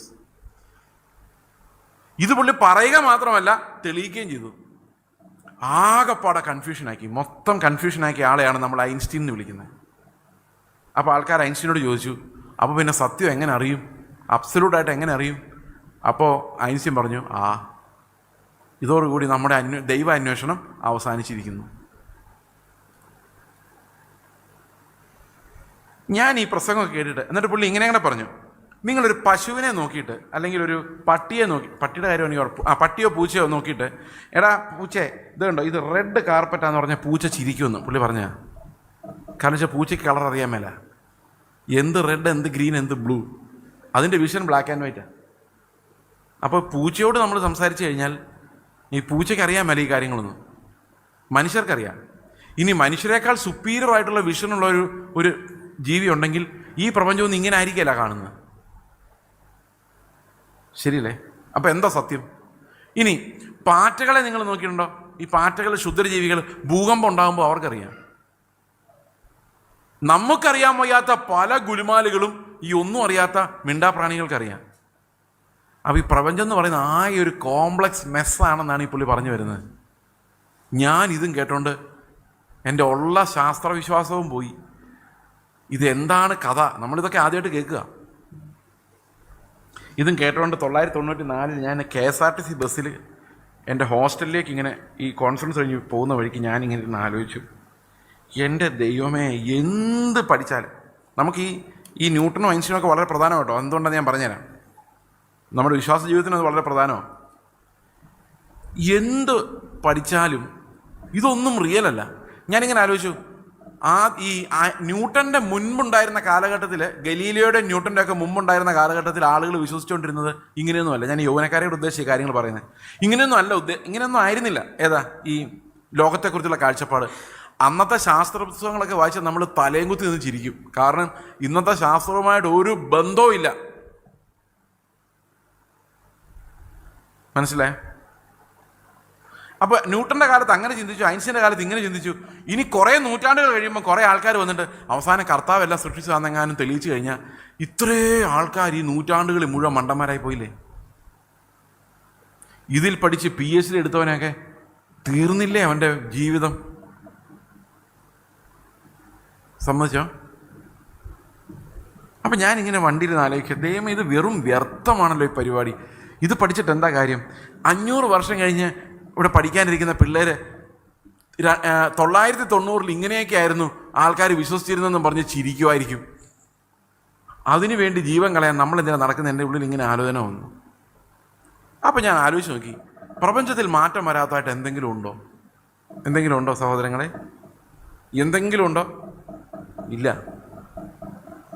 എല്ലാം മാറിക്കൊണ്ടിരിക്കും. നമ്മുടെ ശരീരം, രൂപം എല്ലാം മാറിക്കൊണ്ടിരിക്കും. ഇന്ത്യൻ ഭരണഘടന ലോകത്തിലെ തന്നെ ഏറ്റവും നല്ല ഭരണഘടനകളിൽ ഒന്നാണെന്നാണ് പറയുന്നത്. കാരണം ചില കാര്യങ്ങളിൽ അമേരിക്കയുടെ ഭരണഘടനയെക്കാളും നല്ലതാണ് judiciary. Indian judiciary is an independent judiciary. അമേരിക്കയിലെ രാഷ്ട്രീയക്കാരാണ് ജഡ്ജിമാരായിട്ട് വരുന്നത്. അപ്പോൾ ഇന്ത്യയുടെ ഭരണഘടന വളരെ നല്ലൊരു ഭരണഘടന എന്ന് എല്ലാവരും പറയുന്നത്. പക്ഷേ എത്രമാത്രം അമെൻഡ്മെൻറ്റുകളാണ് വന്നതെന്നറിയോ? ശരിയാകുന്നില്ല പിന്നെ തിരുത്തി, ശരിയാകുന്നില്ല പിന്നെ തിരുത്തി. ഈ ഭരണഘടന വന്നതിന് ശേഷം അനേകം പ്രാവശ്യം തിരുത്തിയിട്ടുണ്ട്. അപ്പോൾ അത് പോരാ. ഏതെങ്കിലും ഒരു മതത്തിൻ്റെ നിയമം നോക്കിക്കഴിഞ്ഞാൽ ത്രേതായുഗത്തിൽ രാമൻ കറക്റ്റ് ആയിരുന്നിരിക്കാം, ആ രാജാവ് ശരിയായിരുന്നിരിക്കാം. ദ്വാപര യുഗത്തിൽ കൃഷ്ണൻ ശരിയായിരുന്നിരിക്കാം. ഈ ട്രൈബൽ ഏരിയയിൽ ട്രൈബൽ കാലഘട്ടത്തിൽ മുഹമ്മദ് പറഞ്ഞത് ആ ട്രൈബൽ നിയമങ്ങൾക്ക് പറ്റിയതായിരിക്കാം. പക്ഷെ അന്നും ഇന്നും എന്നും ഒരിക്കലും മാറ്റം വരാത്ത ഒരു നിയമം ഉണ്ടോ?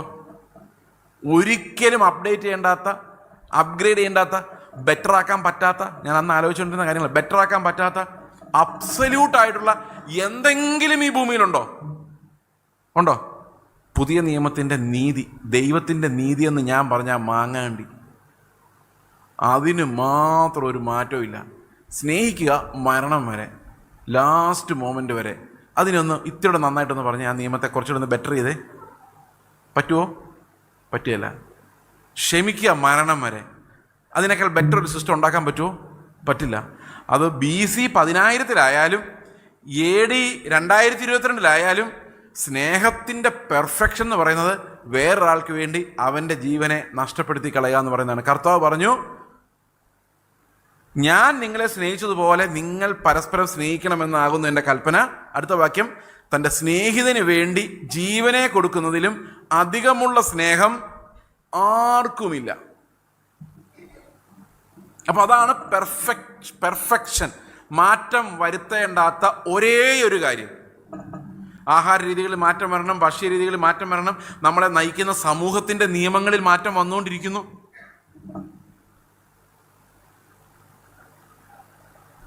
പണ്ടൊക്കെ ഒരു ചെറുക്കനും പെണ്ണും തമ്മിൽ പ്രേമിക്കണമെങ്കിൽ വളരെ കഷ്ടപ്പെട്ടാണ് പ്രേമിച്ചുകൊണ്ടിരുന്നത്. പക്ഷെ ഇന്ന് ഇതൊരു സാർവത്രിക പ്രതിഭാസമായിട്ട് വന്നിരിക്കുകയാണ്. കാരണം ജഡത്തിന് ഇഷ്ടം തോന്നിക്കഴിഞ്ഞാൽ ആ അപ്പിയറൻസ് അങ്ങ് മതി, ദാറ്റ്സ് ഇനഫ്. അപ്പോൾ സമൂഹത്തിൻ്റെ നിയമങ്ങൾ അതിവേഗം മാറിക്കൊണ്ടിരിക്കുക, അതിവേഗം. നിങ്ങൾക്കറിയാമോ, ഇനി ഈ പറയുന്ന കാര്യങ്ങൾ സീരിയസ് ആയിട്ട് എടുക്കരുത്. പക്ഷേ കുറേ നാൾ കഴിയുമ്പോൾ, ഒരു 10-25 വർഷം കഴിയുമ്പം, ഒരു 10-18 വയസ്സായിട്ടും എൻ്റെ മകന് ഒരു എന്താ പറയുന്ന ഒരു ലൈൻ എന്നാണല്ലോ നമ്മുടെ പുതിയ ഭാഷ, ഒരു പ്രണയമില്ലെങ്കിൽ അവൻ എന്തോ കുഴപ്പമുണ്ടെന്ന് ചിന്തിക്കുന്ന ഒരു കാലത്തിലേക്കാണ് നമ്മൾ പോകുന്നത്. എൻ്റെ പാസ്റ്ററെ, അവന് 18 വയസ്സായിട്ടും അവൻ ഇന്നേ വരെ ഒരു പ്രേമം അവനില്ല, ഒന്ന് പ്രാർത്ഥിക്കണേ എന്ന് പറയേണ്ട അവസ്ഥയിലേക്കാണ് പോകുന്നത്. കാരണം എന്നറിയോ? ഈ ഹോമോസെക്ഷുവാലിറ്റി വർദ്ധിച്ചു വരുന്നതുകൊണ്ട്, അത് ലീഗലായതുകൊണ്ട്. ഇനി ഇവനെങ്ങാനും അങ്ങനത്തെ വല്ല കുഴപ്പമുണ്ടോ? അതിവേഗം ആ സമൂഹം മാറിക്കൊണ്ടിരിക്കുന്നത്.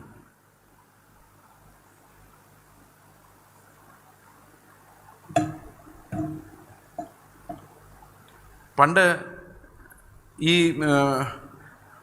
2 പുരുഷന്മാർ കൈപിടിച്ച് നടന്നു കഴിഞ്ഞാൽ, സ്ത്രീകൾ കൈപിടിച്ച് നടത്താൻ കഴിയും, 2 പുരുഷന്മാർ കൈപിടിച്ച് നടന്നു കഴിഞ്ഞാൽ അത് വലിയ പ്രശ്നമാണ്. കാരണം ഇവൻ എന്തോ പ്രശ്നക്കാരനാണെന്നാണ് അപ്പം തന്നെ അത് സമൂഹം വിലയിരുന്നത്. അപ്പോൾ അത്ര ഫാസ്റ്റാണ്. ഒരു പെൺകുട്ടിയുടെ കൈപിടിച്ച് നടന്നു കഴിഞ്ഞാൽ അത് എന്തെങ്കിലും ആയിപ്പോട്ടെ എന്ന് പറഞ്ഞൊന്ന് നമ്മളൊന്ന് ചിരിച്ചതേ കണ്ടോ ഇന്നത്തെ കാലം പോയ പോക്കെന്നൊക്കെ ഒരു കമൻ്റൊക്കെ അടിച്ചിട്ട് നമ്മൾ പോവായിരിക്കും. But the other case is more serious. അപ്പം അങ്ങനെ വരുമ്പം ഈ മാതാപിതാക്കൾക്ക് ഒരു ആങ്സൈറ്റി ആയിരിക്കും, ഇത്ര പെട്ടെന്നാണ് കാലം മാറിപ്പോകുന്നത്.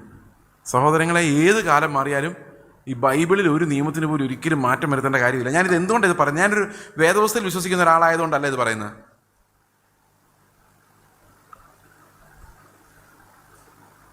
ബൈബിളിലെ നിയമം അനുസരിച്ചെന്ന് പറഞ്ഞുകൊണ്ട് ലോകത്തിൽ ആർക്കും, പുതിയ നിയമം അനുസരിച്ചെന്ന് പറഞ്ഞുകൊണ്ട് ലോകത്തിൽ ആർക്കും നമ്മളെ തടവിലിടാൻ പറ്റില്ല, ശിക്ഷിക്കാൻ പറ്റില്ല. നിന്റെ ഉള്ളിൽ അവനോട് അകപ്പയുണ്ട്, നിന്നെ അറസ്റ്റ് ചെയ്തിരിക്കുന്നു എന്ന് പറയാൻ പറ്റുമോ? പറ്റില്ല. അവൻ നിന്നെ അടിച്ചപ്പോൾ നീ തിരിച്ചടിച്ചില്ല, നിന്നെ അറസ്റ്റ് ചെയ്തിരിക്കുന്നു പറയാൻ പറ്റുമോ? പറ്റില്ല. വിശ്വാസത്തിൻ്റെ പേരിൽ മാത്രമേ അറസ്റ്റ് ചെയ്യാൻ പറ്റുള്ളൂ. നീതിയുടെ പേരിൽ ആരെയും അറസ്റ്റ് ചെയ്യാൻ പറ്റില്ല. കാരണം നമ്മൾ ഓട്ടോമാറ്റിക്കലി എല്ലാ രാജ്യത്തിൻ്റെയും എല്ലാ നീതി നിയമങ്ങളും അനുസരിക്കുന്നവരാണ് നീതി നിയമങ്ങൾ, മതനിയമങ്ങളല്ല. അപ്പോൾ ലോകത്തിൽ മനുഷ്യനുണ്ടാക്കുന്ന എല്ലാ പ്രമാണങ്ങളുടെയും മുകളിൽ ദൈവത്തിൻ്റെ നീതി ക്രിസ്തുവിലൂടെ വെളിപ്പെട്ടു എന്നുള്ളതിന് ഇതിനേക്കാളും വലിയൊരു തെളിവിൻ്റെ ആവശ്യമില്ല. കാരണം ലോകത്തിൽ ഏത് സ്ഥലത്ത് ചെന്നാലും നമ്മുടെ നീതിയെ വിധിക്കാൻ ആരെക്കൊണ്ട് സാധിക്കില്ല, ആത്മാവിലുള്ളവനെ വിധിക്കാൻ ലോകത്തിൽ ആർക്കും കഴിയില്ല. അത്ര പെർഫെക്റ്റ് ആയിട്ടുള്ളൊരു സിസ്റ്റമാണ് ഈ ക്രിസ്ത്യൻ റൈച്ചസ്നെസ് അല്ലെങ്കിൽ ദൈവിക നീതി എന്ന് പറയുന്നത്. ഇതിനകത്ത് എന്നെ അത്ഭുതപ്പെടുത്തിയൊരു കാര്യമുണ്ട് ഈ ക്രിസ്തുവിൻ്റെ നീതിക്കകത്ത്. മറ്റു മതങ്ങളിൽ നിന്നെല്ലാം ക്രിസ്ത്യാനിറ്റിയെ വ്യത്യസ്തമാക്കുന്ന നമ്മുടെ ആ ട്രേഡ് മാർക്ക് എന്ന് പറയുന്നത്, how are we so different from others. ലോകത്തിൽ ഒരു വിശ്വാസത്തിന് മാത്രമേ ഈ പ്രത്യേകതയുള്ളൂ, ക്രിസ്തീയ വിശ്വാസത്തിന്. എന്താണെന്നറിയോ? എന്ത് കഴിക്കണമെന്ന് റൂളില്ല, എന്തും കഴിക്കാം, തിരിച്ച് കഴിക്കാതിരുന്നാൽ മതി. 2, എന്ത് ധരിക്കണമെന്ന് നിയമമില്ല, ധരിച്ചാൽ മാന്യമായി വസ്ത്രം ധരിക്കണം എന്ന് മാത്രമേ ഉള്ളൂ. ആകെയുള്ള റൂളെന്ന് പറഞ്ഞു കഴിഞ്ഞാൽ, ഒരു ദൈവദാസൻ ഒരിക്കൽ പറഞ്ഞാണ്, സഹോദരന്മാരെ സഹോദരിമാരെ, നിങ്ങൾ രാവിലെ വസ്ത്രം ധരിക്കുമ്പോൾ കണ്ണാടിൻ്റെ മുമ്പിൽ പോയി നിന്നിട്ട് ഇങ്ങനെ പറയണം, എൻ്റെ കർത്താവേ, എൻ്റെ സഹോദരന്മാർക്ക് ഓൾറെഡി ഒത്തിരി പ്രോബ്ലംസ് ഉണ്ട്, ഞാൻ ഇങ്ങനെ വസ്ത്രം ധരിച്ച് അവർക്കൊരു പുതിയ പ്രോബ്ലം ഉണ്ടാകാതിരിക്കാൻ എന്നെ സഹായിക്കണമേ. ഇത്രയേ ഉള്ളൂ റൂള്. സമൂഹത്തെ ഞെട്ടിപ്പിക്കുന്ന, അവരെല്ലാവരെയും ഇതെന്ത് വേഷം എന്ന് തോന്നിപ്പിക്കാത്ത, മര്യാദയുള്ള മാന്യതയുള്ള ഏത് വേഷവും നമുക്ക് ധരിക്കാം, ഏത് ആഹാരവും കഴിക്കാം. പന്നിയിറച്ചിയും കഴിക്കാം, പോത്തിറച്ചിയും കഴിക്കാം. കാരണം വായിലേക്ക് പോകുന്നതൊന്നും മനുഷ്യനെ അശുദ്ധനാക്കുന്നില്ല. No rule. പഴയ നിയമത്തിൽ റൂൾ വെച്ച് നോക്കിയാൽ നമ്മൾ താടി മീശ എല്ലാത്തിനും ഭയങ്കര നിയമങ്ങളാണ്, അങ്ങോട്ട് നോക്കണ്ട. പക്ഷെ കർത്താവിൻ്റെ പുതിയ നിയമം അനുസരിച്ച് നോക്കിക്കഴിഞ്ഞാൽ എന്തും കഴിക്കാം, എന്ത് വസ്ത്രവും ധരിക്കാം. പിന്നെ ഞായറാഴ്ച എത്ര നേരം പ്രാർത്ഥിക്കണമെന്ന് പറയുന്നില്ല, എന്തു പ്രാർത്ഥിക്കണമെന്ന് പറയുന്നില്ല, എങ്ങനെ വർഷിപ്പ് സർവീസ് നടത്തണമെന്ന് പറയുന്നില്ല, കല്യാണം എങ്ങനെ നടത്തണമെന്ന് പറയുന്നില്ല, ശവസംസ്കാരം നടത്തണമെന്ന് പറയുന്നില്ല, കല്യാണം നടത്തുന്ന ഓർഡൈൻഡ് പാസ്റ്റർ ആയിരിക്കണം എന്ന് പറയുന്നില്ല, ഉപദേശമാരവിടെ പോകണമെന്ന് പോലും പറയുന്നില്ല.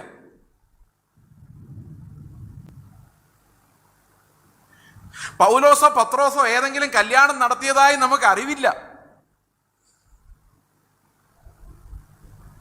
ഞെട്ടിക്ക് എല്ലാവരും ഞെട്ടിയോ?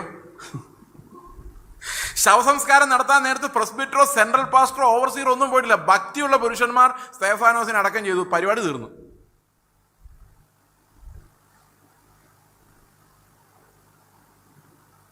കർത്തൃമേശ ആര് കൊടുക്കണം, ആരെടുക്കണം, ഒന്നും ബൈബിളിൽ എഴുതി വെച്ചിട്ടില്ല.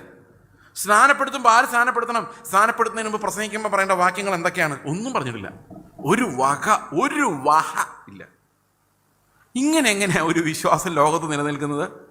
ഈ മുസ്ലിം സഹോദരങ്ങൾ പലപ്പോഴും ചോദിക്കുന്ന കാര്യം, ഒരു നിയമമില്ലാതെ നിങ്ങൾ എങ്ങനെ പിടിച്ചു നിൽക്കുന്നു? ഞങ്ങൾക്ക് ഇരിക്കാൻ നിയമം, കൈ കഴുകാൻ നിയമം, ഒരു റൂമിലേക്ക് കയറാൻ നിയമം, ടോയ്ലറ്റിൽ പോകാൻ വരെ അവർക്കൊരു ചൊല്ലുണ്ട്, അത് ചൊല്ലിയിട്ട് അകത്ത് കയറാൻ പറ്റുന്നുള്ളൂ.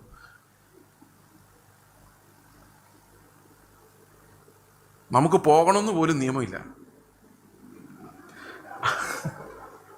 അത്രയും പെർഫെക്റ്റാ, അതായത് അത്രയും ഫ്രീഡം. ശ്രദ്ധിച്ചിട്ടുണ്ടോ? നമ്മൾ പിന്നെ കുറെ നിയമങ്ങളൊക്കെ ഉണ്ടാക്കി അടിമകളായി ഇരിക്കുന്നത് നമ്മുടെ കുഴപ്പമാണ്.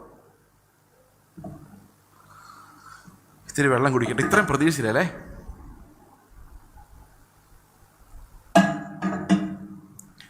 ഓക്കെ.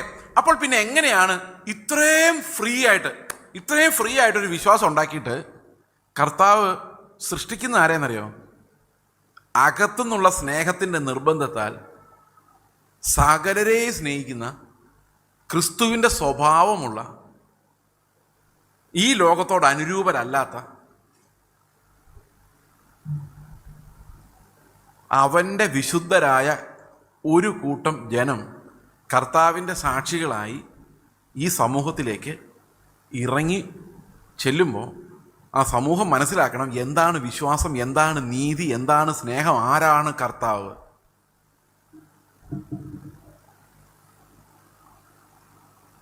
ഓക്കെ. ഞാൻ ഈ നിയമമില്ലായ്മ എന്നെ അത്ഭുതപ്പെടുത്തിയിട്ടുണ്ട്. നിങ്ങളെ അത്ഭുതപ്പെടുത്തിയില്ലേ ഇപ്പോൾ? അത്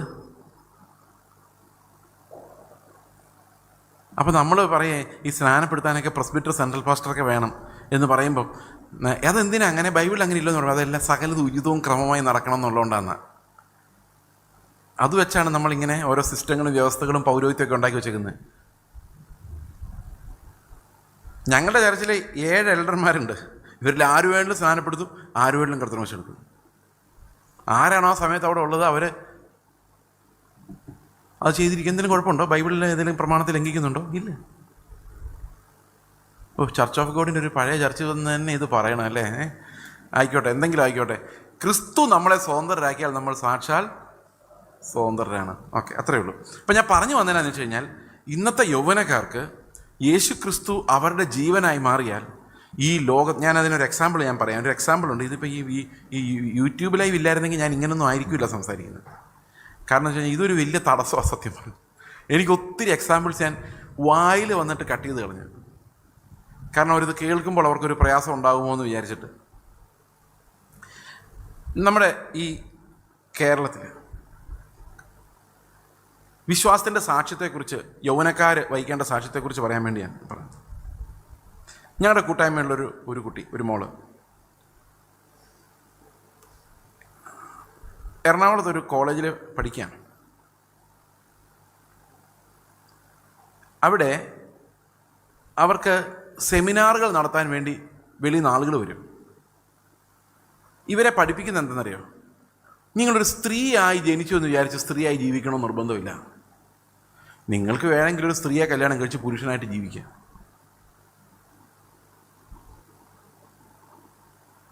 ഞാൻ ആ സെമിനാറിന് പ്രസംഗിക്കുന്ന ആ പ്രസംഗം കേട്ടിട്ട് എൻ്റെ കണ്ണ് തള്ളിപ്പോയി. വലിയ പ്രൊഫസേഴ്സ് വന്ന് പ്രസംഗിക്കുന്നത്. നിങ്ങളൊരു പുരുഷനായി ജനിച്ചു എന്ന് വിചാരിച്ചുകൊണ്ട് വിഷമിക്കണ്ട.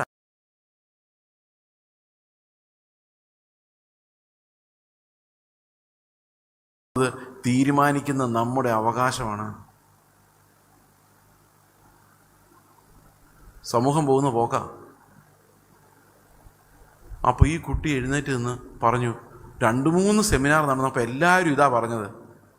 അപ്പം മറുവശത്ത് ഒരു സ്ത്രീയായി ജനിച്ചതിൽ അഭിമാനിക്കുന്ന എനിക്ക് എൻ്റെ അഭിപ്രായം പറയാൻ, എൻ്റെ സൈഡിൽ നിന്നൊരു വ്യൂ പ്രസൻറ്റ് ചെയ്യാൻ എന്താണ് പറ്റാത്തതെന്ന് ചോദിച്ചപ്പോൾ എല്ലാവരുടെ കളിയായിക്കൊണ്ട് പറയാം, നിങ്ങളേതോ മതത്തിൻ്റെ പിടിയിലാണെന്ന്. ഈ കൊച്ചു കേരളത്തിൽ നടന്ന സംഭവമാണ്. നമ്മുടെ തലമുറ എങ്ങോട്ടാണ് പോകുന്നതെന്ന് വല്ല പിടിയുണ്ടോ? ഈ കഴിഞ്ഞ ദിവസം ഒരു പാസ്റ്റർ എന്നോട് പറഞ്ഞതാണ്, പണ്ട് കാലത്തൊക്കെ അമേരിക്കയിലേക്ക് ആൾക്കാർ പോകുമ്പം അപ്പനന്മാരിവിടെ നിന്ന് പ്രാർത്ഥിക്കും, പോയിട്ട് വരുമ്പം കർത്താവേ ഒരു മദാമയെ കെട്ടിക്കൊണ്ട് വരല്ലേ. അന്ന് അതായിരുന്നു വലിയ, നിൻ്റെ മോൻ കണ്ട അവിടെ നിന്നൊരു മദാമയെ കെട്ടിക്കൊണ്ട് വരും, ഇതായിരുന്നു ആൾക്കാർ കളിയാക്കി പറഞ്ഞുകൊണ്ടിരുന്നത്. കുറേ കഴിഞ്ഞപ്പോൾ ഇപ്പോൾ ആൾക്കാർ പറയുന്നത്, എൻ്റെ കർത്താവേ അവനൊരു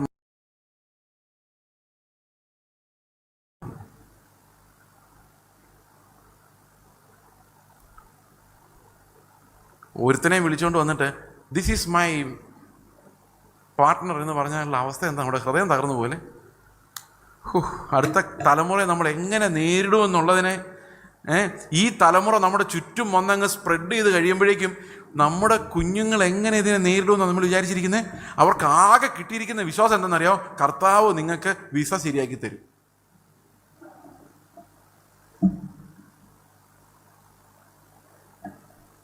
ഈ അപകടകരമായ പോക്കിന് തടയിടണമെങ്കിൽ നമ്മുടെ കുഞ്ഞുങ്ങളെ പിടിച്ചിരുത്തി പത്യോപദേശത്തിൽ അവരെ പോറ്റി വളർത്തണം. അതാണ് പുതിയ നിയമത്തിൻ്റെ റൂളെന്ന് പറയുന്നത്. കുഞ്ഞുങ്ങളെ എങ്ങനെ ഡിസിപ്ലിൻ ചെയ്യണമെന്ന് എഴുതിയിരിക്കുന്നത്? അവരെ വഴക്ക് പറഞ്ഞും തല്ലിയുമല്ല. അപ്പനന്മാരെല്ലാം ഇപ്പം എന്നെ എങ്ങനെ നോക്കും? ഈ പുതിയ നിയമത്തിലെ പേരൻറ്റിങ്ങിനൊരു പ്രത്യേകതയുണ്ട്. എന്താണെന്നറിയോ? തല്ലിയ ശരിയാവില്ല. അവർക്ക് ന്യായപ്രമാണത്തിനപ്പുറത്ത് ക്രിസ്തുവിനെ മനസ്സിലാകുന്ന വരെ വേണമെങ്കിൽ ഒന്ന് മുട്ടുകയോ തട്ടുകയോ ഒക്കെ ചെയ്യാം. പക്ഷെ ഇതിനകത്തുള്ളൊരു അപകടം എന്താണെന്ന് വെച്ച് കഴിഞ്ഞാൽ, ഈ പഴയ നിയമകാലത്ത് തല്ലിയേ പറ്റുമായിരുന്നുള്ളൂ. അത് ബൈബിളിൽ പലയിടത്ത് പറഞ്ഞിട്ടുണ്ട്. ബോഷൻ്റെ മറ്റേ പിള്ളേരെ വടിയെ കൊടുത്ത് അടിച്ചില്ലെങ്കിൽ അവരെ നിങ്ങൾ നശിപ്പിക്കുക എന്നൊക്കെ ബൈബിളിൽ പലയിടത്തുണ്ട്. പക്ഷെ പുതിയ നിയമത്തിലെ പേരൻറ്റിങ്ങിനെ കുറിച്ച് പറയുമ്പം വടിയുടെ കാര്യം പറയുന്നില്ല. പിന്നെ എന്താ പറയുന്നതെന്നറിയോ? അവരെ ദേഷ്യം പിടിപ്പിക്കരുത്. അങ്ങനെയാ. അവരെ ദേഷ്യം പിടിപ്പിക്കരുത്. ബാലശിക്ഷ എന്നുള്ള മലയാളത്തിലെ വാക്കാ, ഇംഗ്ലീഷ് എഴുതിയിരിക്കുന്നത് ട്രെയിൻ ദം അപ്പ് എന്നാണ്. ഈ ട്രെയിനിങ് എന്നുള്ള വാക്കിനാണ് നമ്മൾ ബാലശിക്ഷ എന്ന് മലയാളത്തിൽ ട്രാൻസ്ലേറ്റ് ചെയ്തിരിക്കുന്നത്. അത് ശിക്ഷയല്ല, ശിക്ഷണമാണ്, ട്രെയിനിങ് ആണ്. നമുക്കൊന്ന് വായിച്ചു നോക്കാമേ ആ വാക്യം. എഫേസ്യ ലേഖനം, നിങ്ങൾ വിഷമിക്കേണ്ട കേട്ടോ, അടിക്കാനുള്ള അവസരം ഞാൻ തരാം. എവിടെയാണ് അടിക്കേണ്ടതെന്ന് ഞാൻ പറയാം. ഓക്കെ, അപ്പോൾ ഒരു സമാധാനം ആയിക്കോളും. എഫേസ്യ ലേഖനം 5-ാം അധ്യായത്തിൻ്റെ 6-ാം അധ്യായത്തിലെ 4-ാം വാക്യം. പിതാക്കന്മാരെ നിങ്ങളുടെ മക്കളെ കോപിപ്പിക്കാതെ.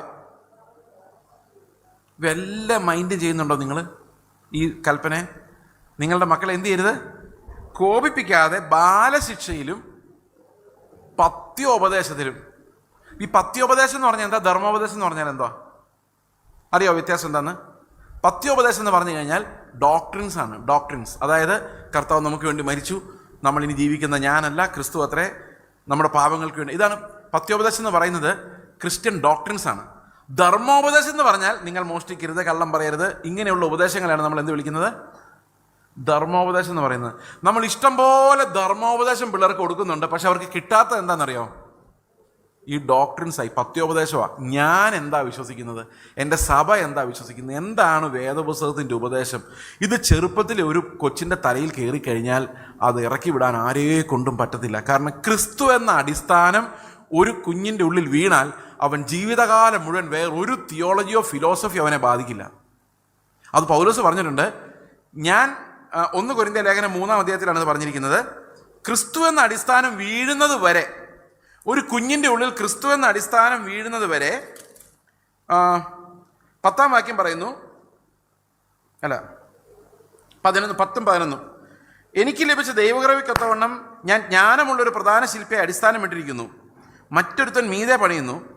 11-ാം വാക്യം, യേശുക്രിസ്തു എന്ന ഇട്ടിരിക്കുന്ന അടിസ്ഥാനം അല്ലാതെ മറ്റൊന്നിടുവാൻ ആരെക്കൊണ്ടും കഴിയില്ല. ഇനി ആര് വന്ന് പഠിപ്പിച്ചാലും ഈ പത്യോപദേശത്തിൻ്റെ ഫൗണ്ടേഷൻ ഒരാളുടെ ഒരു കുഞ്ഞിൻ്റെ ഉള്ളിൽ വന്നിട്ടുണ്ടെങ്കിൽ, ഞാൻ ദൈവത്തിൻ്റെ സന്തതിയാണ്, അവൻ എന്നെ വീണ്ടെടുത്തതാണ്, അവൻ എന്നെ അന്ത്യം വരെ എത്തിക്കും എന്നുള്ള ഒരു ഫെയ്ത്ത് ഈ കുഞ്ഞിൻ്റെ ഉള്ളിൽ വന്നിട്ടുണ്ടെങ്കിൽ അതിൻ്റെ മുകളിൽ മാത്രമേ പിന്നെ പണിയാൻ പറ്റുള്ളൂ.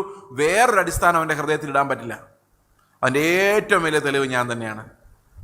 ഞാൻ 19-ാം വയസ്സിൽ രക്ഷിക്കപ്പെടുമ്പം എൻ്റെ ഹൃദയത്തിൽ വീണ അതേ വിശ്വാസമാണ് ഞാൻ ഈ 28 വർഷങ്ങൾക്ക് ശേഷം നിങ്ങളോട് ഇപ്പോൾ പ്രസംഗിച്ചുകൊണ്ടിരിക്കുന്നത്. ഒരു വ്യത്യാസം അതിന് വന്നിട്ടില്ല. ആ ഫെയ്ത്ത് അങ്ങനെ തന്നെ. ഞാൻ ഇടയ്ക്ക് വീണു, എഴുന്നേറ്റു, ചില സമയത്ത് ഞാനിനി എഴുന്നേക്കുമോ എന്ന് സംശയിച്ചു താൽക്കാലികമായിട്ട്. പക്ഷേ അന്നും ഇന്നും എൻ്റെ ഹൃദയത്തിൽ കിടക്കുന്ന ആ പത്യോപദേശത്തിന് ഒരു മാറ്റവും വന്നിട്ടില്ല. ബാല്യകാലത്ത് കുഞ്ഞുങ്ങൾ കേൾക്കേണ്ടത് കഥകളല്ല, കളിതമാശകളല്ല, പിന്നെന്താ, ധർമ്മോപദേശം പോലും അല്ല. ഇതിൻ്റെ പ്രശ്നം എന്താണെന്ന് വെച്ച് കഴിഞ്ഞാൽ, എന്തുകൊണ്ടാണ് നമ്മൾ കൊളോസി ലേഖനത്തിൽ വായിക്കുമ്പോഴും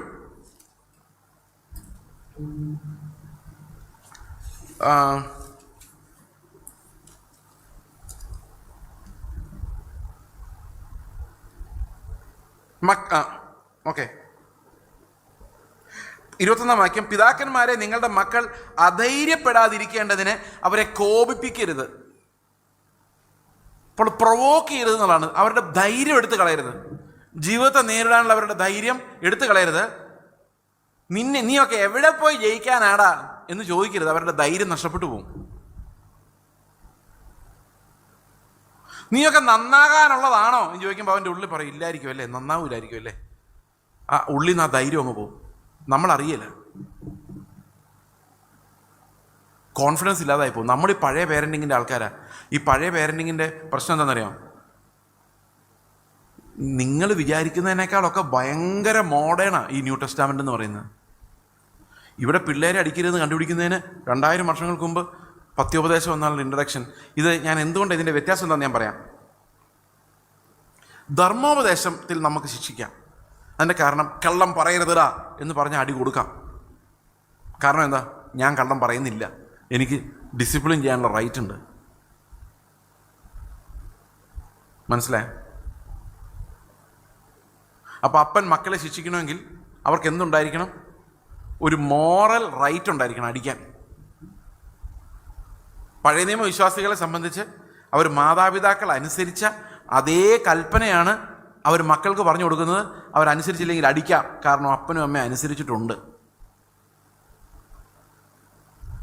പത്യോപദേശത്തിൻ്റെ തലം വരുമ്പോഴേക്കും, ക്രിസ്തുവിൻ്റെ ഫൗണ്ടേഷൻ ഇടുന്ന ആ ഭാഗം വരുമ്പോഴേക്കും പ്രശ്നം എന്താണെന്ന് വെച്ച് കഴിഞ്ഞാൽ, ഞാൻ എൻ്റെ മകനെ തല്ലാൻ വടിയെടുക്കുമ്പോൾ കർത്താവ് എന്നോട് പറയും, നീയും അവനും എല്ലാം കണക്കാണ്. ദൈവത്തിന് മുമ്പിൽ എല്ലാം പാപികളായി എക്സ്പോസ് ചെയ്യപ്പെട്ടിരിക്കുന്നു. വടിയെടുക്കുന്ന അപ്പനും കൊള്ളാൻ നിൽക്കുന്ന മകനും. എന്തു ചെയ്യും? ഞാൻ പല പ്രാവശ്യം വടി വീശിയിട്ട് അത് മാറ്റിയിട്ടുണ്ട്, ഈ ഉൾക്കുത്ത് കാരണം. Because he was much better than me when I was racing this stick. എന്തു ചെയ്യും? പുതിയ നിയമത്തിൻ്റെ പ്രശ്നം അതാണ്. We are all sinners, we all need grace. ഇപ്പം ഞാൻ ആലോചിക്കുന്നുണ്ട് ഈ എൻ്റെ മക്കളെല്ലാം ഇനി അടുകൊള്ളുന്ന പ്രായം കഴിഞ്ഞ് മുമ്പോട്ട് പോയപ്പോൾ ഞാൻ ആലോചിക്കുന്നുണ്ട്, ഞാൻ കുറച്ചുകൂടെ അവരുടെ മുമ്പിൽ തകർക്കപ്പെടേണ്ടവനായിരുന്നു എന്ന്. കുറച്ചും കൂടെ ഞാൻ നിസ്സഹായനായി കാണപ്പെടേണ്ടതായിരുന്നു. ഞാൻ കുറച്ചുകൂടെ ബലമുള്ളവരായിട്ടാണ് അവർ കണ്ടത്. അങ്ങനെയല്ല, കർത്താവിൻ്റെ ബലമായിരുന്നു എന്നിലൂടെ കാണേണ്ടിയിരുന്നത്. അവർ മനസ്സിലാക്കണമായിരുന്നു, ഈ വീടിൻ്റെ യജമാനൻ എൻ്റെ അപ്പനല്ല, അപ്പനും ഭയപ്പെട്ട് വിറയ്ക്കുന്ന ഒരു കമാൻഡർ, സകലത്തെ സൃഷ്ടിച്ച ഒരു ദൈവം, ആ ദൈവത്തിൻ്റെ ഇഷ്ടമാണ് ഈ വീട്ടിൽ ഭരിക്കുന്നത്. അതിന് മുമ്പിൽ അപ്പനും ഞങ്ങളും എല്ലാം മുട്ടുകുത്തേണ്ടവരാണ് എന്ന ദൈവഭയമാണ് ഒരു കുഞ്ഞിനുണ്ടാകുന്ന ഫസ്റ്റ് ട്രെയിനിങ് എന്ന് പറയുന്നത്. ആ ട്രെയിനിങ് വടി കൊടുത്ത് ഉണ്ടാക്കുന്ന മനുഷ്യഭയമാണ്. പിന്നെ എങ്ങനെയാണ് ദൈവഭയം ഉണ്ടാക്കുന്നത്? നമ്മൾ ദൈവത്തിന് മുമ്പിൽ വിറയ്ക്കുന്നത് കണ്ടാലേ മക്കൾ ദൈവത്തിന് മുമ്പിൽ വിറയ്ക്കുള്ളൂ. ഈ ഭയം പഠിപ്പിക്കാൻ എക്സാമ്പിൾ കൊണ്ട് മാത്രമേ സാധിക്കുകയുള്ളൂ. ഇപ്പം ദൈവഭയമാണ്. ആ ദൈവഭയം എന്ന് പറഞ്ഞാൽ നരകത്തിലിടുന്നുള്ള ഭയമല്ല, അതൊരു നെഗറ്റീവ് ഫിയറാണ്. അതല്ല, ഓസംനെസ് ആണ്. The awesomeness of God, the glory of God. Our God is an awesome God. He demands obedience. He demands loyalty and submission. ഇത് എൻ്റെ ലൈഫ് കൊണ്ട് എൻ്റെ പിള്ളേർ കാണണം. ഈ അപ്പൻ ദൈവം പറഞ്ഞാൽ പിന്നെ ചത്തുപോകുന്ന പോലും നോക്കില്ലാത്ത ഒരാളാണെന്നും, എന്നാൽ അതേ സമയത്ത് ഞങ്ങളോട് ഭയങ്കര സ്നേഹമാണെന്നും, കർത്താവിൻ്റെ സ്നേഹമാണ് ഈ മനുഷ്യൻ്റെ ഉള്ളിലുള്ളതെന്നും നമ്മുടെ കുഞ്ഞുങ്ങൾ മനസ്സിലാക്കണം. ആ സ്നേഹത്താലാണ് അവർ പിടിക്കപ്പെടുന്നത്. This is new testament parenting. എത്ര പേര് സമ്മതിക്കുമെന്ന് എനിക്കറിയാൻ മേല. അപ്പോൾ അടിക്കാൻ പാടുണ്ടോ, അടിക്കാമോ എന്നുള്ള ചോദ്യത്തിന് യെസ് എന്ന് തന്നെയാണ് ഉത്തരം. കാരണം എന്താണെന്ന് വെച്ച് കഴിഞ്ഞാൽ, ഈ അടി എന്ന് പറയുന്നത് റെസ്ട്രിക്റ്റീവാണ്, ഇൻസ്ട്രക്ഷന് വേണ്ടിയുള്ളതല്ല. പുതിയ നിയമത്തിലെ അടിയെന്ന് പറയുന്നത് ഞാൻ വിശ്വസിക്കുന്നത് for restricting a person's evil. ഉദാഹരണത്തിന്, അപകടകരമായ കാര്യം.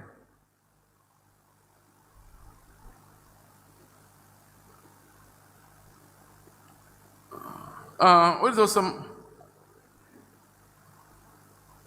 എൻ്റെ മകൻ്റെ കഥ പറയുന്നത് എൻ്റെ മകൻ ഇഷ്ടമില്ല, പക്ഷേ അവൻ കേൾക്കില്ല എന്നുള്ള പ്രതീക്ഷ. ഇതാണ് യൂട്യൂബ് ലൈവിൻ്റെ പ്രശ്നം. അവന് ഒരു അസഭ്യ വാക്ക് അവനൊരു ദിവസം പറഞ്ഞു, ചെറുപ്പത്തിലെ. അവനറിയില്ല എൻ്റെ കോംപ്ലിക്കേഷൻ എന്താ. അപ്പം ഞാനത് പറഞ്ഞു, മോനെ ഇതിൻ്റെ അർത്ഥം ഇങ്ങനെ മോശം അർത്ഥമാണ്, ഈ വാക്ക് നീ ഉപയോഗിക്കരുത്. കാരണം ഞങ്ങൾ ആന്ധ്രാപ്രദേശിൽ നിന്ന് വന്നപ്പോൾ ഈ മലയാളത്തിലെ ഈ സ്ലാങ് അറിയാൻ മേലെ, ബാക്കി വാക്കുകളൊക്കെ അറിയാം. 2-3 ദിവസം കഴിഞ്ഞപ്പം, കുറച്ച് ദിവസം കഴിഞ്ഞപ്പോൾ ഇവന് ഈ ദേഷ്യം വന്നപ്പോൾ ഈ വാക്ക് പറയാമെന്ന്. അപ്പം അന്നേരം അത് അറിയാൻ വയ്യാതെ പറയുന്നതല്ല.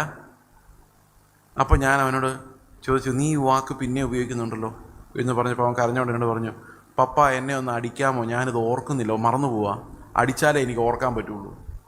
റെസ്ട്രിക്റ്റീവാണ്. തിന്മ വരാതിരിക്കാൻ വേണ്ടി, അപകടം ഉണ്ടാക്കാതിരിക്കാൻ വേണ്ടി, റോഡിലിറങ്ങി കളിച്ച് പ്രോബ്ലം ഉണ്ടാക്കാതിരിക്കാൻ വേണ്ടി, കോപത്തിലല്ല സ്നേഹത്തിൽ ശിക്ഷിക്കുവാൻ. അപ്പോൾ നന്നാക്കാൻ വേണ്ടിയല്ല, പിന്നെ എന്തിനാണ്? തിന്മ വരാതിരിക്കാൻ വേണ്ടിയുള്ള റെസ്ട്രിക്റ്റീവ് ഡിസിപ്ലിനിങ് ആണ്. അതും വളരെ ലിമിറ്റഡ്. ഈ അമ്മമാരുടെ ഒരു പ്രോബ്ലം എന്ന് വെച്ച് കഴിഞ്ഞാൽ തലക്കെട്ട് വഴി അടിച്ചു കളയും. കൈ കിട്ടുന്ന സാധനം വെച്ച് പുറത്തിനിട്ടും തലക്കെട്ടും ഒക്കെ അടിക്കും. അവസാനം ഈ പിള്ളേർക്ക് യാതൊരു പേടിയില്ലാതാവും. അമ്മേനെയും പേടിയില്ല, അമ്മയുടെ വടിയേയും പേടിയില്ല. മിക്കവാറും അടുത്ത് സംഭവിക്കുന്നൊരു പ്രശ്നം ഇത്, അമ്മയെ പിന്നെ പേടിയില്ല. അമ്മ എന്ത് പറഞ്ഞാലും അവൻ മൈൻഡ് ചെയ്യാനും പോകുന്നില്ല. കാരണം അമ്മ ആ കൂടി വന്ന ആ സാധനം മേടിച്ച് തലക്കെട്ടൊരു പൊട്ടിട്ട് പൊട്ടിക്കും. അത് കേട്ട് ഒരു തലയുടെ ഭാഗത്തെല്ലാം തഴമ്പായിരിക്കും. പിള്ളേരെല്ലാം ചിരിക്കുന്നുണ്ട്. കാരണം അതേപോലെ ലോകവ്യാപകമായ പ്രതിഭാസമെന്ന് തോന്നുന്നു. ഈ അടിയെന്ന് പറയുന്ന വർഷത്തിലൊന്നോ 6 മാസത്തിലൊന്നോ ഒക്കെ ആണെങ്കിലേ പിള്ളേർക്ക് അതിനെക്കുറിച്ചൊരു ഉത്കണ്ഠയും ഭയം ഉണ്ടാവുള്ളൂ. എല്ലാ പ്രാവശ്യവും അടിച്ചു കഴിഞ്ഞാൽ അവന്മാർക്ക് അതൊരു ശീലമാവും. ആദ്യം ഒരടി കൊണ്ട് നമുക്ക് മതിയാവും, അവന് മതിയാവും. ആദ്യം വടി ഇങ്ങനെ കാണിക്കുമ്പോഴേക്കും കൊച്ചു പേടിക്കും. പിന്നെ 2 അടി പൊട്ടിച്ചു കഴിഞ്ഞാൽ പേടിക്കും. പിന്നെ ഒരു 5-6 അടിയൊക്കെ അവൻ താങ്ങും. പിന്നെ കുറച്ചുകൂടെ വലുതാകുമ്പോൾ പോലീസുകാരുണ്ടായി ലാത്തി കൊണ്ട് അടിപ്പിക്കേണ്ടി വരും. എന്നാലും ഈ അടി അവനൊരു പ്രശ്നമല്ലാതെ വരും. കാരണം he will be habituated to these caning. എന്ത് അപകടമാണെന്നറിയോ? Unrestricted use of violence. ഈ വീട്ടിൽ നമ്മൾ ഉപയോഗിക്കുന്ന വയലൻസ് നമ്മുടെ യഥാർത്ഥ സ്വഭാവം കുഞ്ഞുങ്ങൾക്ക് കാണിച്ചു കൊടുക്കുക. എൻ്റെ അപ്പൻ ദേഷ്യം വന്നാൽ ഈ രൂപമായിരിക്കും, എൻ്റെ അമ്മയ്ക്ക് ദേഷ്യം വന്നാൽ ഈ രൂപത്തിൽ വരും. ദേഷ്യപ്പെടുന്നത് ഓക്കെയാണ്. എനിക്കും ദേഷ്യപ്പെട്ടാൽ ആരുടെയെങ്കിലും കഴുത്തിന് കുത്തിപ്പിടിച്ച് 4 പൊട്ടിക്കാം. കാരണം എൻ്റെ അപ്പനും അമ്മയും ദേഷ്യം വരുമ്പോൾ അങ്ങനെയാണ് പെരുമാറുന്നത്. ദൈവത്തെ വിളിച്ചാലും ഒരടി കൊടുക്കുന്നതുകൊണ്ട് കുഴപ്പമൊന്നുമില്ല. ഇതൊക്കെ ആരാ അവരെ പഠിപ്പിച്ചത്? നമ്മൾ തന്നെ പഠിപ്പിച്ചത്.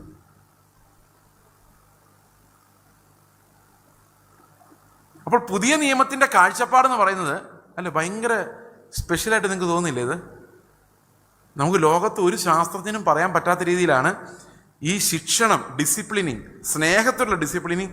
ക്രിസ്തുവിൻ്റെ സ്നേഹം ഒരു മനുഷ്യൻ്റെ, ഒരു കുഞ്ഞിൻ്റെ ഉള്ളിൽ ഉരുവായി കഴിഞ്ഞാൽ ആ ഫൗണ്ടേഷൻ അവനിൽ വീഴുന്നതിന് ഒരു കഠിനാധ്വാനം ഒരു ഭവനത്തിലുണ്ട്. അത് വീണ് കഴിഞ്ഞാൽ ഹീ ഈസ് ക്ലിയർഡ്.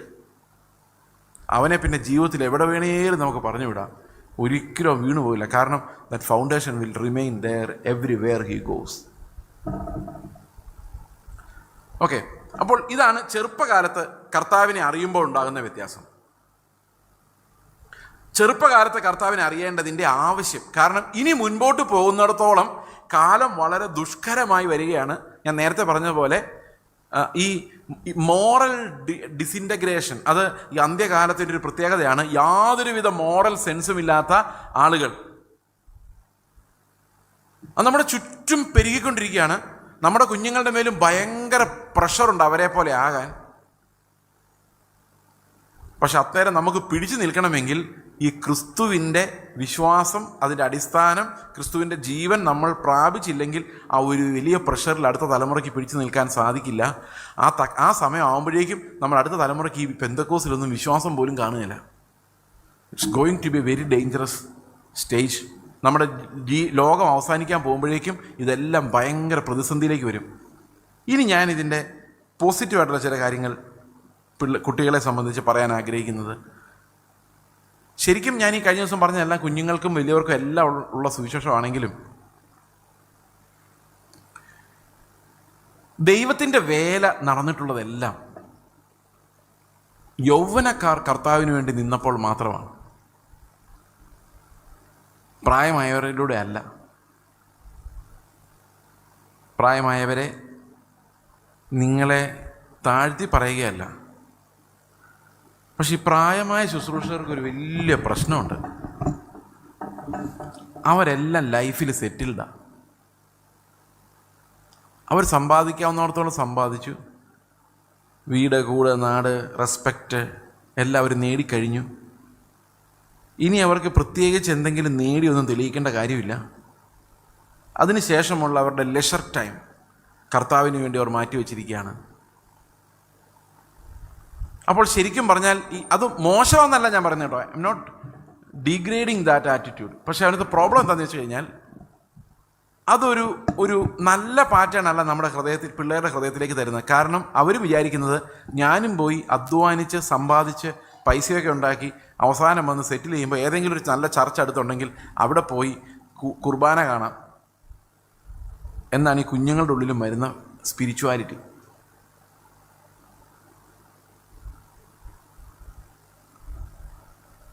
ഇത് തെറ്റല്ല.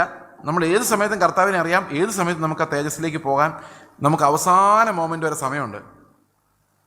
പക്ഷെ യൗവനക്കാർ കർത്താവിനെ അറിയുമ്പോൾ എന്താണ് സംഭവിക്കുന്നത്? 18 വയസ്സ് 19 വയസ്സുള്ളപ്പം പ്രൈം, യൂത്ത് അല്ല, യൂത്ത് എന്ന് പറയാൻ പറ്റില്ല, ആ യൂത്ത്ഫുൾനെസ്സിലോട്ട് നമ്മൾ കയറുന്ന ആ സമയത്ത് അവൻ്റെ ജീവിതത്തിൻ്റെ അടിസ്ഥാനം യേശുക്രിസ്തുവായി മാറിക്കഴിഞ്ഞാൽ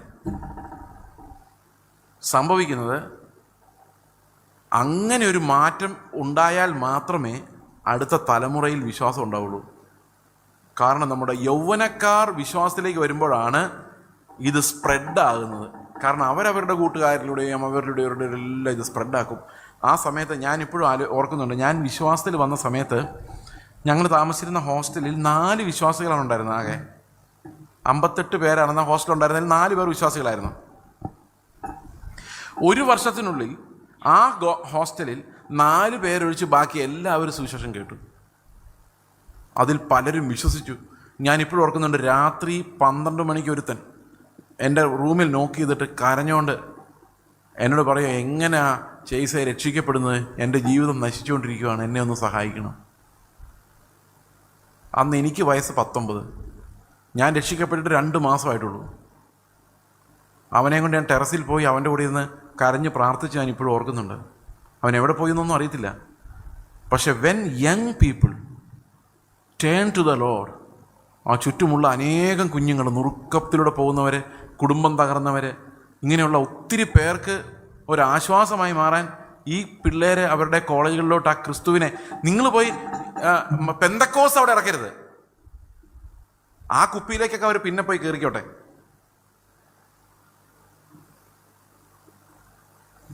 ആദ്യം നിങ്ങൾ അവരിൽ ഒരാളെ പോലെ അവരുടെ കൂടെ നടന്ന് ഈ ലൈഫിലുള്ള ഡിഫറൻസ് എന്താ, നമുക്ക് ലൈഫിലുള്ള ഡിഫറൻസ് എന്താണ്, എങ്ങനെയാണ് ആശ്വാസം കണ്ടെത്തേണ്ടത്, എങ്ങനെയാണ് പാപമോചനം നമുക്ക് ലഭിക്കുന്നത്, വളരെ പെട്ടെന്ന് ഒരു ഇമ്പാക്റ്റ് ഉണ്ടാക്കാൻ ഈ കുഞ്ഞുങ്ങൾക്ക് കഴിയും. നമ്മുടെ പ്രതീക്ഷ മുഴുവൻ ഈ യുവാക്കളിലാണ്. പക്ഷെ ഇന്നത്തെ ഒരു വലിയ പ്രശ്നം കൂടെ ഞാൻ നിങ്ങളോട് പറയാം. ഈ പിള്ളേർക്ക് പാട്ട് പാടാനും കീബോർഡ് വായിക്കാൻ അറിയത്തില്ലെങ്കിൽ അവരെ കൊണ്ട് യാതൊരു പ്രയോജനവും ഇന്ന് സഭയ്ക്കില്ല.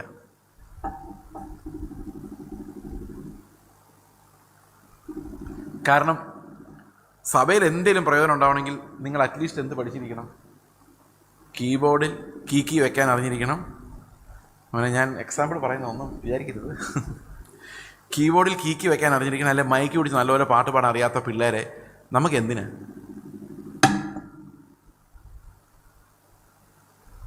അവർ ചുമ്മാ വന്നിരിക്കുന്നു, അവർക്കൊരു റോളും ഇല്ല.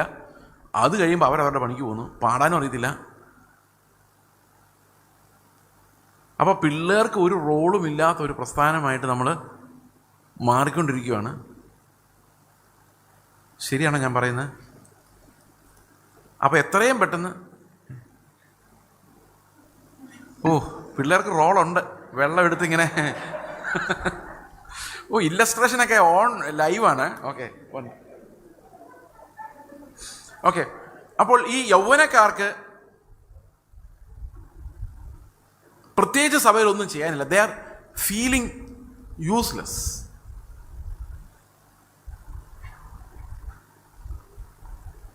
അപ്പോൾ എന്തിനകത്താ പാർട്ടിസിപ്പേറ്റ് ചെയ്യുന്നത്? അപ്പോൾ അപ്പനും അമ്മയും വന്ന് പറഞ്ഞിരിക്കുന്നതുകൊണ്ട് ഇവർ വന്നിങ്ങനെ ഇരിക്കുന്നു എന്നുള്ളതല്ലാതെ they don't have to do anything. ഇനി നിങ്ങൾ ഇങ്ങനെ ആലോചിച്ച് നോക്കിക്കേ, നമ്മുടെ സഭകളിലേക്ക് ദൈവത്തിൻ്റെ ആത്മാവ് ഒരു പുതിയ കാറ്റടിപ്പിക്കുകയാണെങ്കിൽ ഈ ഇരിക്കുന്ന പിള്ളേർക്കെല്ലാം ദൈവാത്മാവിൻ്റെ കൃപാവരങ്ങൾ ലഭിക്കുകയാണെങ്കിൽ എഴുന്നേറ്റ് നിന്ന് തിരിഞ്ഞ് അങ്ങോട്ട് നിന്ന് അപ്പനമ്മമാരോട് പ്രബോധിപ്പിക്കാൻ തുടങ്ങിയാൽ, വചനമെടുത്ത് എന്നോട് കഴിഞ്ഞ ആഴ്ച കർത്താവ് സംസാരിച്ച വചനം എന്ന് പറഞ്ഞ് ആത്മാവിൽ നിന്ന് സംസാരിക്കുന്ന ഒരു കാലഘട്ടം ഉണ്ടായാൽ നമുക്ക് അടുത്ത ജനറേഷനുണ്ട്. ഇന്നത്തെ ഏറ്റവും യങ് പ്രസംഗകർക്ക് 46-50 വയസ്സ് പ്രായമാണ്.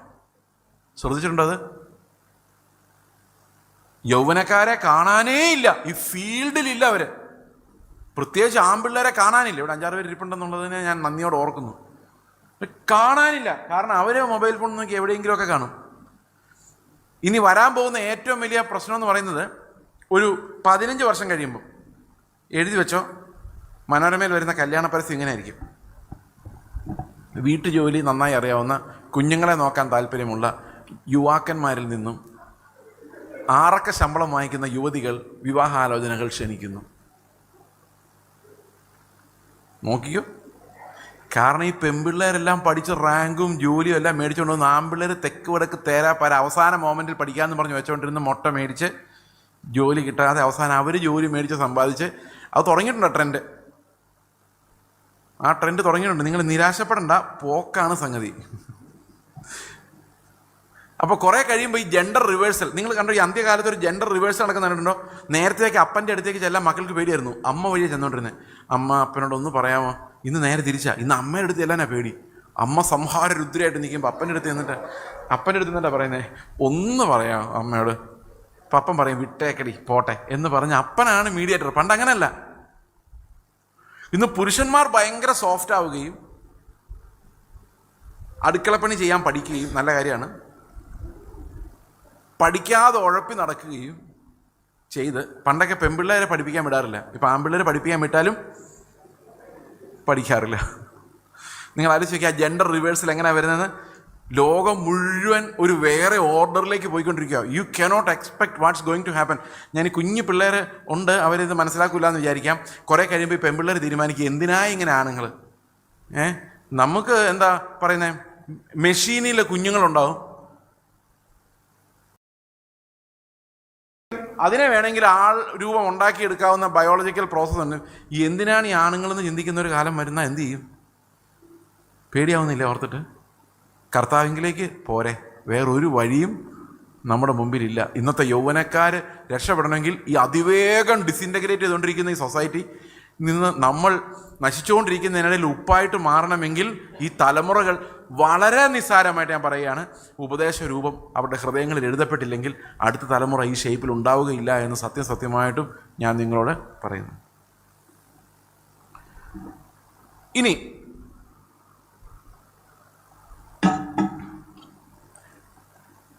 ഈ യൗവനക്കാര് കർത്താവിനെ അറിയുമ്പോൾ ഉണ്ടാകുന്ന പ്രത്യേകതകൾ എന്തൊക്കെയാണ്? What change can they bring to the church?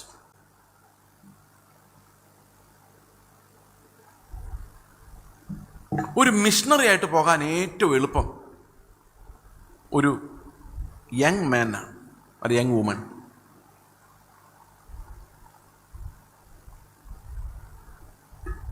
അതിൻ്റെ കാരണം പ്രായമാവും തോറും, ഞാനൊരു എക്സാമ്പിൾ പറയാം. ഞങ്ങളുടെ ആന്ധ്രയിൽ ഒരു സഹോദരൻ ഉണ്ടായിരുന്നു ഞങ്ങൾക്ക്. അദ്ദേഹം എന്നേക്കാൾ സീനിയറാണ്. അദ്ദേഹത്തിന് ചെറുപ്പത്തിലെ ദൈവവേലയ്ക്ക് ഇറങ്ങണം എന്നുള്ളൊരു ആഗ്രഹവും വിളിയുമായിരുന്നു ഉണ്ടായിരുന്നത്. പക്ഷെ അദ്ദേഹം കല്യാണം കഴിക്കുന്ന സമയത്ത് ഭാര്യയോടത് പറഞ്ഞില്ല. അദ്ദേഹം സ്കൂളിൽ പഠിപ്പിക്കുന്ന ഒരു സാറായിട്ടാണ് ഭാര്യ കല്യാണം കഴിക്കുന്നത്. കുറേ കാലം കഴിഞ്ഞപ്പം ഇദ്ദേഹത്തിന് മനസാക്ഷിക്കുത്ത്, ദൈവവേലയ്ക്ക് ഇറങ്ങിയില്ലല്ലോ എന്നുള്ളൊരു കുത്ത്. ഭാര്യയോടൊന്ന് പറഞ്ഞു, ഞാൻ സുവിശേഷ വേലയ്ക്ക് ഇറങ്ങാൻ എൻ്റെ വിളി എൻ്റെ കയ്യിലുണ്ടായിരുന്നു, ഞാൻ നിന്നോട് പറഞ്ഞില്ല. ഞാൻ സുവിശേഷ വേലയ്ക്ക് ഇറങ്ങാൻ പോകുമ്പോൾ ഭാര്യ പറഞ്ഞു, ഒരു രക്ഷയില്ല, ഞാൻ കല്യാണം കഴിച്ചത് ഒരു ടീച്ചറെയാണ്, എനിക്കൊരു പാസ്റ്ററുടെ ഭാര്യയായിട്ടിരിക്കാൻ താല്പര്യമില്ല. എന്തു ചെയ്യും?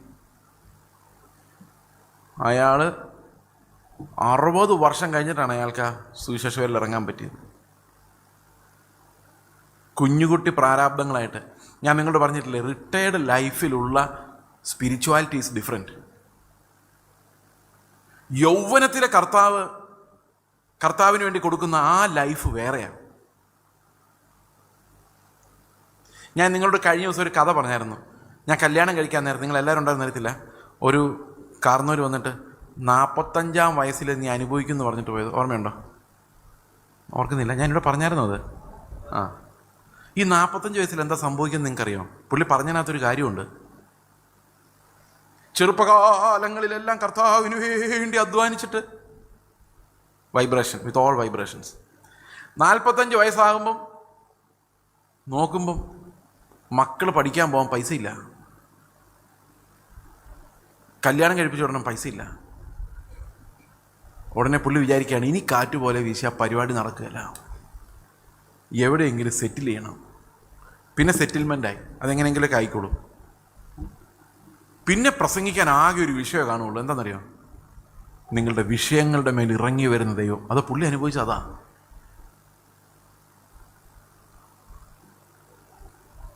മനസ്സിലായോ?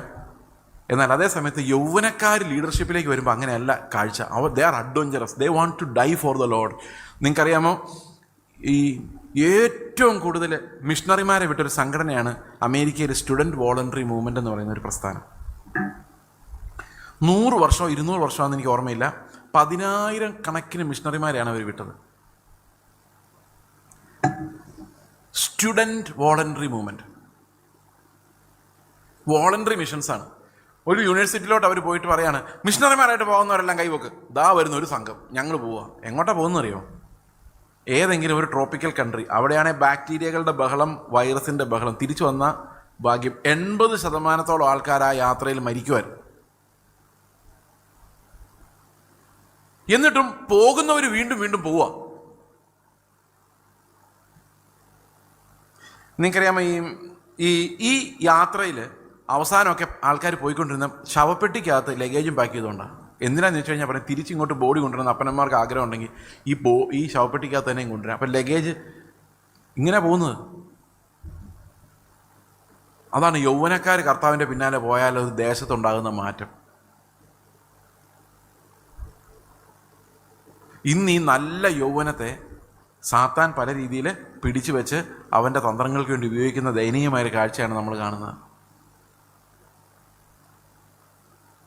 ഓക്കെ, അപ്പോൾ യൗവനക്കാരെ കുഞ്ഞുങ്ങളെ നിങ്ങൾ എന്ത് ചെയ്യും? നിങ്ങൾ ലോകത്തെ ജയിക്കാനുള്ള ആയുധവർഗം സംഭരിക്കുന്നവരാകണം. യോഹന്നാൻ്റെ സുവിശേഷത്തിൽ, യോഹന്നാൻ്റെ ലേഖനത്തിൽ അത് പ്രത്യേകിച്ച് എടുത്ത് പറയുന്നുണ്ട്, ആ ഡിഫറെൻറ്റ് ടൈപ്സ് ഓഫ് സ്പിരിച്വാലിറ്റിയെ കുറിച്ച്. 1 യോഹന്നാൻ 2-ാം അധ്യായത്തിൽ പറയുന്നത്,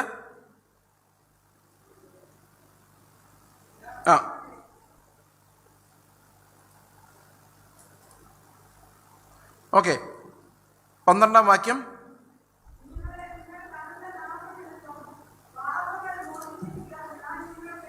അപ്പോൾ ഒരു കുഞ്ഞായിട്ട് നമ്മൾ ആദ്യം ഫീൽ ചെയ്യുന്ന നമ്മുടെ പാപങ്ങൾ ക്ഷമിക്കപ്പെട്ടിരിക്കും എന്നുള്ള കാര്യമാണ്. അതാണ് പ്രൈമറി ലെവൽ എന്ന് പറയുന്നത്. അടുത്തത്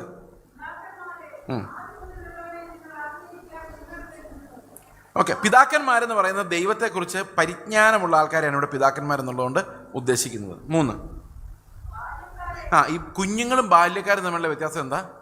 യങ് മെൻ അത് ഇംഗ്ലീഷ് എഴുതിയിരിക്കുന്നത്. യങ് മെൻ, ബാല്യക്കാരെന്ന് പറഞ്ഞാൽ യങ് മെൻ. നിങ്ങൾ ദുഷ്ടനെ ജയിച്ചിരിക്കാൻ നിങ്ങൾക്ക് എഴുതുന്നു. അപ്പം ഈ യൗവനക്കാർ ബാല്യകാലത്ത് നമ്മൾ എന്താ അറിയുന്നത്? ശൈശവകാലത്ത് കുഞ്ഞുങ്ങളായിരിക്കുമ്പോൾ ദൈവം നമ്മുടെ പാപങ്ങളെ മോചിച്ചു. യൗവനക്കാരായിരിക്കുമ്പോൾ നമ്മൾ എന്താണ് അറിയേണ്ടത്? നമ്മൾ വിശ്വാസത്തിൻ്റെ യൗവനകാലം എന്ന് പറയുന്നത് നമ്മുടെ മോഹങ്ങളെ ജയിക്കാനുള്ള കാലഘട്ടമാണ്. ഏറ്റവും കൂടുതൽ മോഹങ്ങൾ വരുന്നത് എപ്പോഴാ? യൗവനകാലത്താ. ആ സമയത്ത് നമ്മൾ എന്ത് ചെയ്യണം? ഈ മോഹങ്ങളെ ജയിച്ചില്ലെങ്കിൽ ജീവിതത്തിൽ ഒരിക്കലും അതിനെ ജയിക്കാൻ പറ്റില്ല. അത് തളർന്ന് ചിലപ്പോൾ മോഹങ്ങൾ ഇല്ലാതാവുമായിരിക്കാം. പക്ഷെ ക്രിസ്തുവിലുള്ള വിക്ടറി എന്ന് പറയുന്ന ആരുടെ മേലായിരിക്കുന്ന യൗവനകാലത്ത് ഏറ്റവും തീക്ഷ്ണമായ മോഹങ്ങൾ അനിയന്ത്രിതമായ ആ കാലഘട്ടത്തിൽ തന്നെ എന്ത് ചെയ്യണം? ഇതിനെ ജയിക്കാൻ, ഈ തൃഷ്ണകളെ ജയിക്കാൻ നമുക്ക് സാധിക്കണം. ഓക്കെ, ഇനി താഴോട്ട് വായിച്ചു നോക്കിയേ.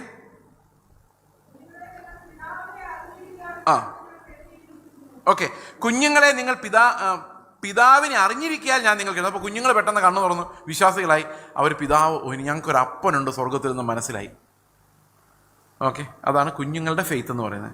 ഞങ്ങൾക്കൊരു അപ്പനുണ്ട്, ഞങ്ങളുടെ പാപങ്ങൾ ക്ഷമിക്കപ്പെട്ടിരിക്കും. ഇതാണ് വിശ്വാസത്തിൻ്റെ ശൈശവകാലം.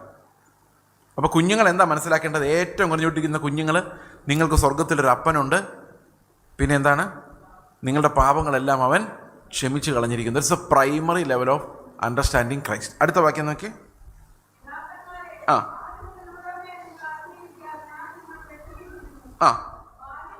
ബാല്യക്കാരെ, യൗവനക്കാരെ എന്നാണത് ശരിക്കും, യങ് മെൻ എന്നാണ്. നിങ്ങൾ ശക്തരാകയാലും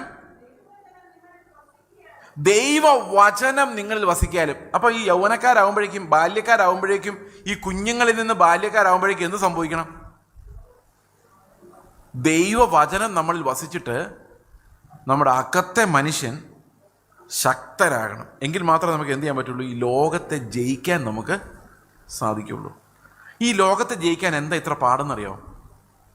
അതും കൂടെ പറഞ്ഞിട്ട് നമുക്ക് ഈ സെഷൻ അവസാനിപ്പിക്കാം. ഈ ശാസ്ത്രബോധം ഉണ്ടാകുന്നതിന് മുൻപുള്ള കാലഘട്ടം നിങ്ങൾ നോക്കിക്കഴിഞ്ഞാൽ മുഴുവൻ അന്ധവിശ്വാസങ്ങളായിരുന്നു. ഓർമ്മയുണ്ടോ ആ കാലഘട്ടം? ഇരുട്ട് കണ്ട അവിടെ പ്രേതമുണ്ടോ? പിന്നെന്താ മാടൻ, ചാത്തൻ, ഇങ്ങനെയൊക്കെയുള്ള പല പല പേടികൾ, ഭയങ്ങൾ ആ കേട്ട ഈ നാട്ടുകാർ ജീവിച്ചുകൊണ്ടിരുന്നത്. നമ്മൾ പടിഞ്ഞാറൻ രാജ്യങ്ങളിലോട്ട് പോയാലും ഇതുപോലെയുള്ള സ്വഭാവം അവിടെ ഉള്ളവർക്കും ഉണ്ടായിരുന്നു. ചില കെട്ടിടങ്ങൾ കാണുമ്പോൾ പ്രേത പേടി അങ്ങനെയൊക്കെ അവർക്കും. അവർ നമ്മളെ പോലെ തന്നെയാണ്, നമ്മുടെ അതേ സാധനം, എല്ലാ ആദമിൻ്റെ മക്കളാണല്ലോ. അന്ന് മതമാണ് എല്ലാം നിയന്ത്രിച്ചുകൊണ്ടിരുന്നത്. പേടി പോകാൻ, മന്ത്രവാദത്തിൽ നിന്ന് രക്ഷിക്കാൻ, അല്ലേ? ഓർമ്മയുണ്ടോ കാലഘട്ടം? ഓർമ്മയില്ല, അതിനെക്കുറിച്ച് നിങ്ങൾ വായിച്ചിട്ടുണ്ടാവുമല്ലോ. അപ്പോൾ അതിനെയാണ് നമ്മൾ പ്രീ മോഡേൺ കാലഘട്ടം എന്ന് പറയുന്നത്. അപ്പം ബൈബിൾ വന്ന് പ്രസംഗിക്കുമ്പോൾ ആൾക്കാർ വിശ്വസിക്കാൻ കുറച്ചുകൂടെ എളുപ്പമായിരുന്നു. കാരണം എന്താ? സമൂഹം ദൈവത്തെ ഭയപ്പെട്ടിരുന്നു, ദൈവത്തെ അറിഞ്ഞിരുന്നില്ല. ഏത് ദൈവമെന്ന് അറിയത്തില്ലെങ്കിൽ ഏതെങ്കിലും ദൈവത്തെ ഇവരെല്ലാം പേടിച്ചിരുന്നു.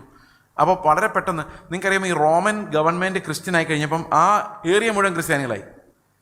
പിന്നെ ഈ റോമ ഗവൺമെൻറ് ക്ഷയിച്ചു കഴിഞ്ഞപ്പോൾ യൂറോപ്പിൽ നിന്ന് ഗോളുകളും സാക്സോണുകൾ, ഇങ്ങനെയുള്ള ട്രൈബൽസ്, അതായത് ഈ ബ്രിട്ടീഷുകാർ വെറും ട്രൈബൽ റിലീജിയൻസ് ആയിരുന്നു. അവർ വെറും എന്താ പറയുന്നത്, പ്രാകൃതന്മാരായിരുന്നു. അവർക്ക് ഒരു സംസ്കാരം ഉണ്ടായിരുന്നവരല്ല. ആരാ? ഈ ബ്രിട്ടൻ, ഫ്രാൻസ്, ഇങ്ങനെ രാജ്യങ്ങൾ, ഗോളുകൾ, ഇവർ വന്ന് ഈ റോമ സാമ്രാജ്യം ആക്രമിച്ച് കീഴടക്കി കഴിഞ്ഞപ്പോൾ എന്ത് സംഭവിച്ചെന്നറിയോ?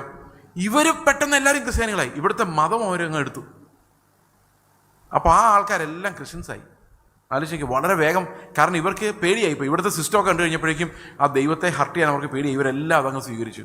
അത്ര എളുപ്പമായിരുന്നു. നോ ക്വസ്റ്റ്യൻസ്, ഒരു ചോദ്യമില്ല. സഭ പറയാണ്, കണ്ണാടി ആകെ പ്രശ്നം. സഭ പറയുകയാണ്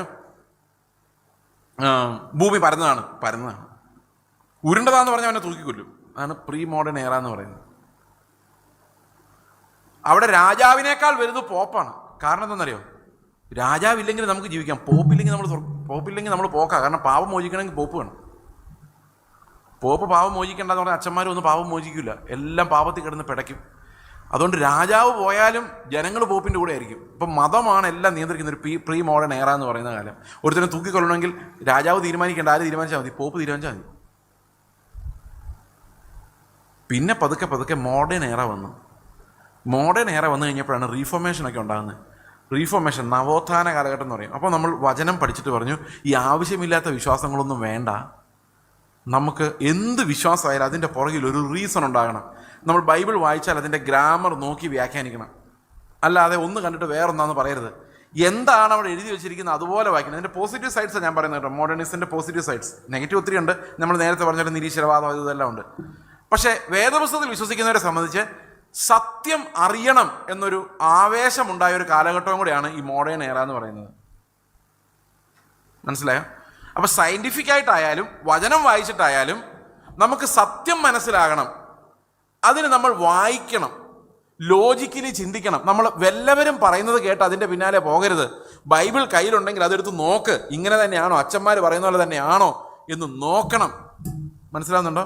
അപ്പോൾ നമ്മളെല്ലാവരും എന്തിനാണ് വില കൊടുക്കുന്നത്? ട്രൂത്തിന് വില കൊടുത്ത ഒരു കാലഘട്ടമാണ്. അന്നും ബൈബിൾ എടുത്ത് കാണിച്ചു കൊടുത്താൽ മതിയായിരുന്നു. നമ്മൾ വളരെ അടുത്ത് വരെ ആ കാലഘട്ടം കേരളത്തിലുണ്ടായിരുന്നു. ഒരു 20-30 വർഷം വരെ നമ്മൾ ഏതെങ്കിലും വീട്ടിൽ ചെന്നിട്ട് ബൈബിൾ കാണിച്ചിട്ടുണ്ടോ? ഈ ബൈബിളിൽ ഇങ്ങനെയൊക്കെയാണെന്ന് പറയുമ്പോൾ ആണോ, ഓ ശരിയാണല്ലോ എന്ന് പറഞ്ഞ് വിശ്വസിക്കുമായിരുന്നു. അത് കഴിഞ്ഞപ്പോഴാണ് ഇന്നുള്ള ഈ കാലഘട്ടത്തിൽ എന്താ പ്രത്യേകത എന്നറിയോ? നിൻ്റെ വിശ്വാസം നിനക്ക്, എൻ്റെ വിശ്വാസം എനിക്ക്. ഞാനതിൻ്റെ ഒരു എക്സാമ്പിൾ പറയാം. ഒരു കൊച്ചു ക്ലാസ്സിൽ പോയിരിക്കുകയാണ്, 9ാം ക്ലാസ്സിലോ 10ാം ക്ലാസ്സിലോ. സാർ അവനോട് ചോദിക്കുകയാണ്, എങ്ങനെയാണ് മനുഷ്യനുണ്ടായത്? അവൻ പറയുന്നു, എങ്ങനെ ഉണ്ടായത്?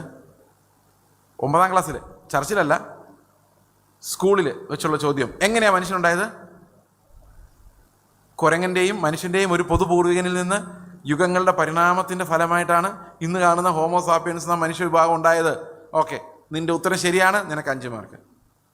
അതേ സാറ് അതേ കുട്ടി പിറ്റേ ദിവസം സൺഡേ സ്കൂളിൽ സാറ് ചോദിക്കുന്നു, എങ്ങനെയാണ് മനുഷ്യനുണ്ടായത്? ഇവൻ പറയുന്നു, ദൈവം മണ്ണെടുത്ത് കുഴച്ച് മനുഷ്യൻ്റെ രൂപം ഉണ്ടാക്കി, അതിന്മേൽ ജീവശ്വാസം ഊതി അവൻ ജീവനുള്ളൊരു ദേഹിയായി തീർന്നു. കൊള്ളാം, 5 മാർക്സ്.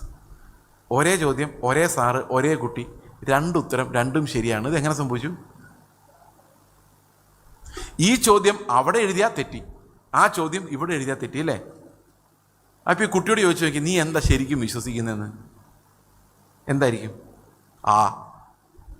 അവൻ ഇത് വിശ്വസിക്കണമെന്നോ അത് വിശ്വസിക്കണമെന്നൊന്നും നിർബന്ധമൊന്നുമില്ല, അവന് മാർക്ക് കിട്ടിയാൽ മതി.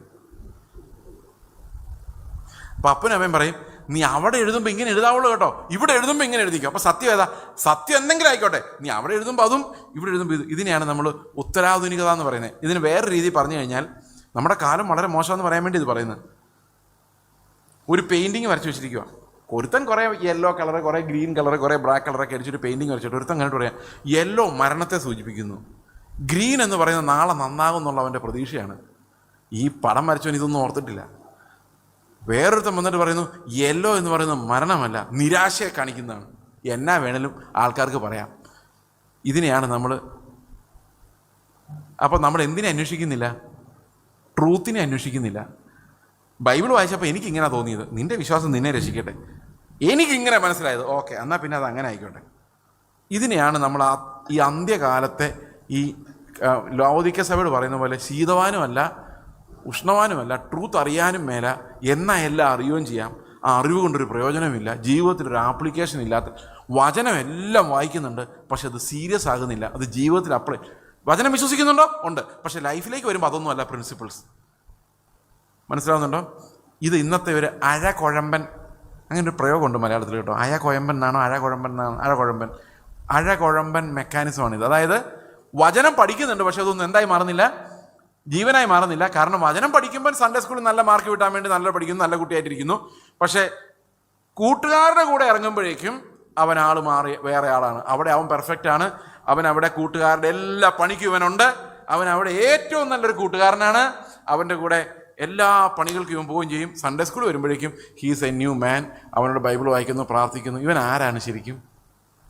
നിങ്ങളെ ആരെങ്കിലും കുറിച്ചാണോ ഞാനിത് പറയുന്നത്? അപ്പം അപ്പനമ്മ വിചാരിക്കും എന്ത് നല്ലൊരു മകൻ. കൂട്ടുകാർ വിചാരിക്കും ഇവനാണ് കൂട്ടുകാരൻ. ഒരുത്തനെ തല്ലാൻ പോണേലും ഇവൻ കൂടെയുണ്ട്. ഇങ്ങനെ അതാത് സത്യങ്ങൾക്ക് വേണ്ടി അതാത് സമയത്ത് ജീവിക്കുന്ന ഈ പരിപാടിയാണ് നമ്മൾ ഉത്തരാധുനിക ജീവിതം എന്ന് പറയുന്നത്. മനസ്സിലായോ? നമ്മളിനി നേരിടാൻ പോകുന്നത് ഈ വക്രതയുള്ള തലമുറയാണ്. അത് ബൈബിളിൽ പറഞ്ഞിട്ടുണ്ട്. അന്ത്യകാലത്ത് വരാൻ പോകുന്ന ഈ വഷളത്തരത്തിൻ്റെ ഏറ്റവും പ്രധാനപ്പെട്ട ഒരു ഭാഗമാണ് ട്രൂത്ത് ആർക്കും വേണ്ട എന്നുള്ളത്. ഇത് ഈ ഇന്ത്യയിൽ പണ്ട് തൊട്ടേ ഉള്ളൊരു പ്രതിഭാസം കേട്ടോ. 996 ജനുവരി 1-ാം തീയതി ദ ഹിന്ദു ദിനപത്രത്തിൻ്റെ ഫോളിയോ എന്ന് പറയുന്ന ഒരു 6 ആഴ്ചയിൽ ഒരിക്കൽ ഇറങ്ങുന്ന ഒരു കൾച്ചറൽ പുൾ ഔട്ട് ഒരു മാഗസിൻ നിന്ന് ഹിന്ദു ഇറക്കുമായിരുന്നു. അപ്പോൾ അതിനകത്ത് ഫ്രണ്ട് പേജിൽ വന്ന ഒരു കഥ, ഒരു വെജിറ്റേറിയനായ ഒരു പെൺകുട്ടിയുടെ കഥയാണ്. ഞാൻ ഒരിക്കലും മറക്കത്തില്ല. ആ പെൺകുട്ടിക്ക് വീട്ടിലിരിക്കുമ്പം ആരെങ്കിലും ഇറച്ചി എന്ന് പറഞ്ഞാൽ, മീറ്റ് എന്ന് പറഞ്ഞ ഉടനെ അവൾ വൊമിറ്റ് ചെയ്യും, റിയലി വൊമിറ്റ് ചെയ്യും. നിങ്ങൾ എന്ത് വൃത്തികേടായി പറയുന്നതെന്ന് അവൾ ചോദിക്കും. മേലായി വാക്കിയുടെ മിണ്ടിപ്പോരെന്ന് പറയും. അവർക്കത് കാണുന്ന അസ്വസ്ഥതയാണ് ശരിക്കും, ലിറ്ററലി, കള്ളമൊന്നുമില്ല. അതേസമയത്ത് കൂട്ടുകാരുടെ കൂടെ അവർ ഹോട്ടലിൽ കയറിയാൽ ലോകത്തുള്ള എല്ലാ സാധനങ്ങളും കഴിക്കും, ഒരറപ്പുമില്ല. അവളുടെ കേസ് സ്റ്റഡി കൊടുത്തിരിക്കുമായിരുന്നു ആ പത്രത്തിൽ. നിങ്ങൾക്കറിയാമോ, അന്ന് ഇന്ത്യയുടെ പ്രസിഡൻ്റായിരുന്ന ശങ്കർദയാൽ ശർമ്മ, അദ്ദേഹം ഫിസിക്സിൻ്റെ പ്രൊഫസറാണ്. രാവിലെ മുഴുവൻ ശാസ്ത്രത്തെക്കുറിച്ചും ഭൂമി കറങ്ങുന്നതിനെക്കുറിച്ചും പറഞ്ഞിട്ട് വൈകിട്ടാകുമ്പം ഒരു സ്വാമിയുടെ മുമ്പിൽ പോയി കമന്നം കിടക്കുന്നു. അവിടെ അതാണ് ശരി, ഫിസിക്സ് ക്ലാസ്സിൽ ഇതാണ് ശരി, ചായ കുടിക്കാൻ പോകുമ്പോൾ അതാണ് ശരി. ഇതിലേതാണ് ശരി? ഒന്നും അറിയത്തില്ല. പ്രിയ സഹോദരങ്ങളെ, ട്രൂത്തിൻ്റെ ഒരു ഡെഫിനിഷൻ നമ്മുടെ കുഞ്ഞുങ്ങളുടെ ഹൃദയത്തിൽ വരാനൊരു ഒന്ന് മാത്രമേ ഉള്ളൂ, ഒരിക്കലും മാറാത്ത നിതാന്ത സത്യം എന്ന് പറയുന്ന ക്രിസ്തു എന്ന സത്യം. ക്രൂശിതനായ ക്രിസ്തുവിൻ്റെ ആ സ്വരൂപം നമ്മുടെ ഹൃദയങ്ങളിൽ ചെറുപ്പകാലത്തെ വരച്ച് കിട്ടിയില്ലെങ്കിൽ നമ്മൾ അഭിനയിക്കുന്നവരും തരാതരം വേഷം കെട്ടുന്നവരും അന്ത്യകാലത്ത് കാണുന്ന എല്ലാ വൃത്തികേടുകളും ഉള്ളവരായിട്ട് മാറുന്ന ഒരു തലമുറയായിരിക്കും നമ്മൾ കാണുന്നത്. ഞാൻ അന്ത്യകാലത്തിൻ്റെ വെല്ലുവിളികൾ നിങ്ങളുടെ മുമ്പിൽ വെച്ചു എന്നുള്ളതേ ഉള്ളൂ. എത്ര സീരിയസ് ആയിട്ട് സഭ കുഞ്ഞുങ്ങളെ പഠിപ്പിക്കേണ്ട ഒരാവശ്യത്തിലേക്കാണ് ഇത് വരുന്നത്, അല്ലെങ്കിൽ കർത്താവ് വരുമ്പോൾ വിശ്വാസം കണ്ടെത്തുമോ എന്ന വലിയൊരു ചോദ്യത്തിന് മുമ്പിൽ നമ്മൾ നിഷ്പ്രഭരായി നിൽക്കേണ്ടതായിട്ട് വരും. അതുകൊണ്ട് പ്രിയ സഹോദരങ്ങളെ, സഭയെ പഥ്യോപദേശത്തിൽ മക്കളെ, യൗവനക്കാരെ അഭ്യസിപ്പിക്കുവാൻ ഇവർ തന്നെ ഉത്തരവാദിത്വമെടുത്ത് അതെന്താണ് ഉപദേശമെന്ന് മനസ്സിലാക്കുവാൻ ഇവരെ ദൈവം സഹായിക്കട്ടെ എന്ന് പ്രാർത്ഥിക്കുന്നു. നമുക്ക് പ്രാർത്ഥനയോടെ ഇന്നത്തെ സെഷൻ അവസാനിപ്പിക്കാം. ഞങ്ങളുടെ സ്വർഗസ്ഥ പിതാവേ, നന്ദിയോടെ ഞങ്ങളങ്ങേ സ്തുതിക്കുകയും മഹത്വപ്പെടുത്തുകയും ചെയ്യുന്നു. ഞങ്ങളുടെ ചുറ്റുമുള്ള തലമുറ ദ്രവിച്ചുകൊണ്ടിരിക്കുമ്പോൾ കർത്താവെ, അങ്ങയുടെ വരവിനായി കാത്തിരിക്കുന്ന, പ്രത്യാശയോടെ ദുർമനസാക്ഷിയില്ലാതെ ക്രിസ്തുവിൻ്റെ നീതിയിലേക്ക് നോക്കുന്ന ഒരു തലമുറ ഞങ്ങളുടെ സഭയിൽ, ഞങ്ങളുടെ കുടുംബത്തിലുണ്ടാകുവാൻ, അവരെ പത്യോപദേശത്തിൽ ഉറപ്പിക്കുവാൻ, അവരെ വളർത്തുവാൻ കർത്താവെ, അങ്ങയുടെ കരങ്ങളിൽ ഞങ്ങളെ തന്നെ സമർപ്പിക്കുന്നു. അങ്ങ് ഞങ്ങളെ എന്തിനു വിളിക്കുന്നോ കർത്താവെ, ഒരു കാറ്റ് പോലെ അങ്ങയുടെ കമാൻഡ് അനുസരിച്ച് എവിടെയും ഒഴുകുവാൻ തക്കവണ്ണം ആത്മനിയന്ത്രിതമായ ഒരു സമൂഹം, കൃപാവരങ്ങളാൽ നടത്തപ്പെടുന്ന, കൃപാവരങ്ങളാൽ പ്രബോധിപ്പിക്കപ്പെടുന്ന, പരസ്പരം വളർത്തുന്ന ഒരു സമൂഹമാക്കി കർത്താവെ ഞങ്ങളുടെ സഭകളെ അവിടെ നിന്ന് മാറ്റണമേ. അങ്ങയുടെ പത്യോപദേശം ഞങ്ങളുടെ ഹൃദയങ്ങളിൽ എഴുതണമേ. ക്രിസ്തു എന്ന അടിസ്ഥാനത്തിന്മേൽ ഞങ്ങൾ പണിയപ്പെടുവാൻ ഞങ്ങളെ സഹായിക്കണമേ. കർത്താവായ യേശു ക്രിസ്തുവിൻ്റെ നാമത്തിൽ തന്നെ ആമേൻ.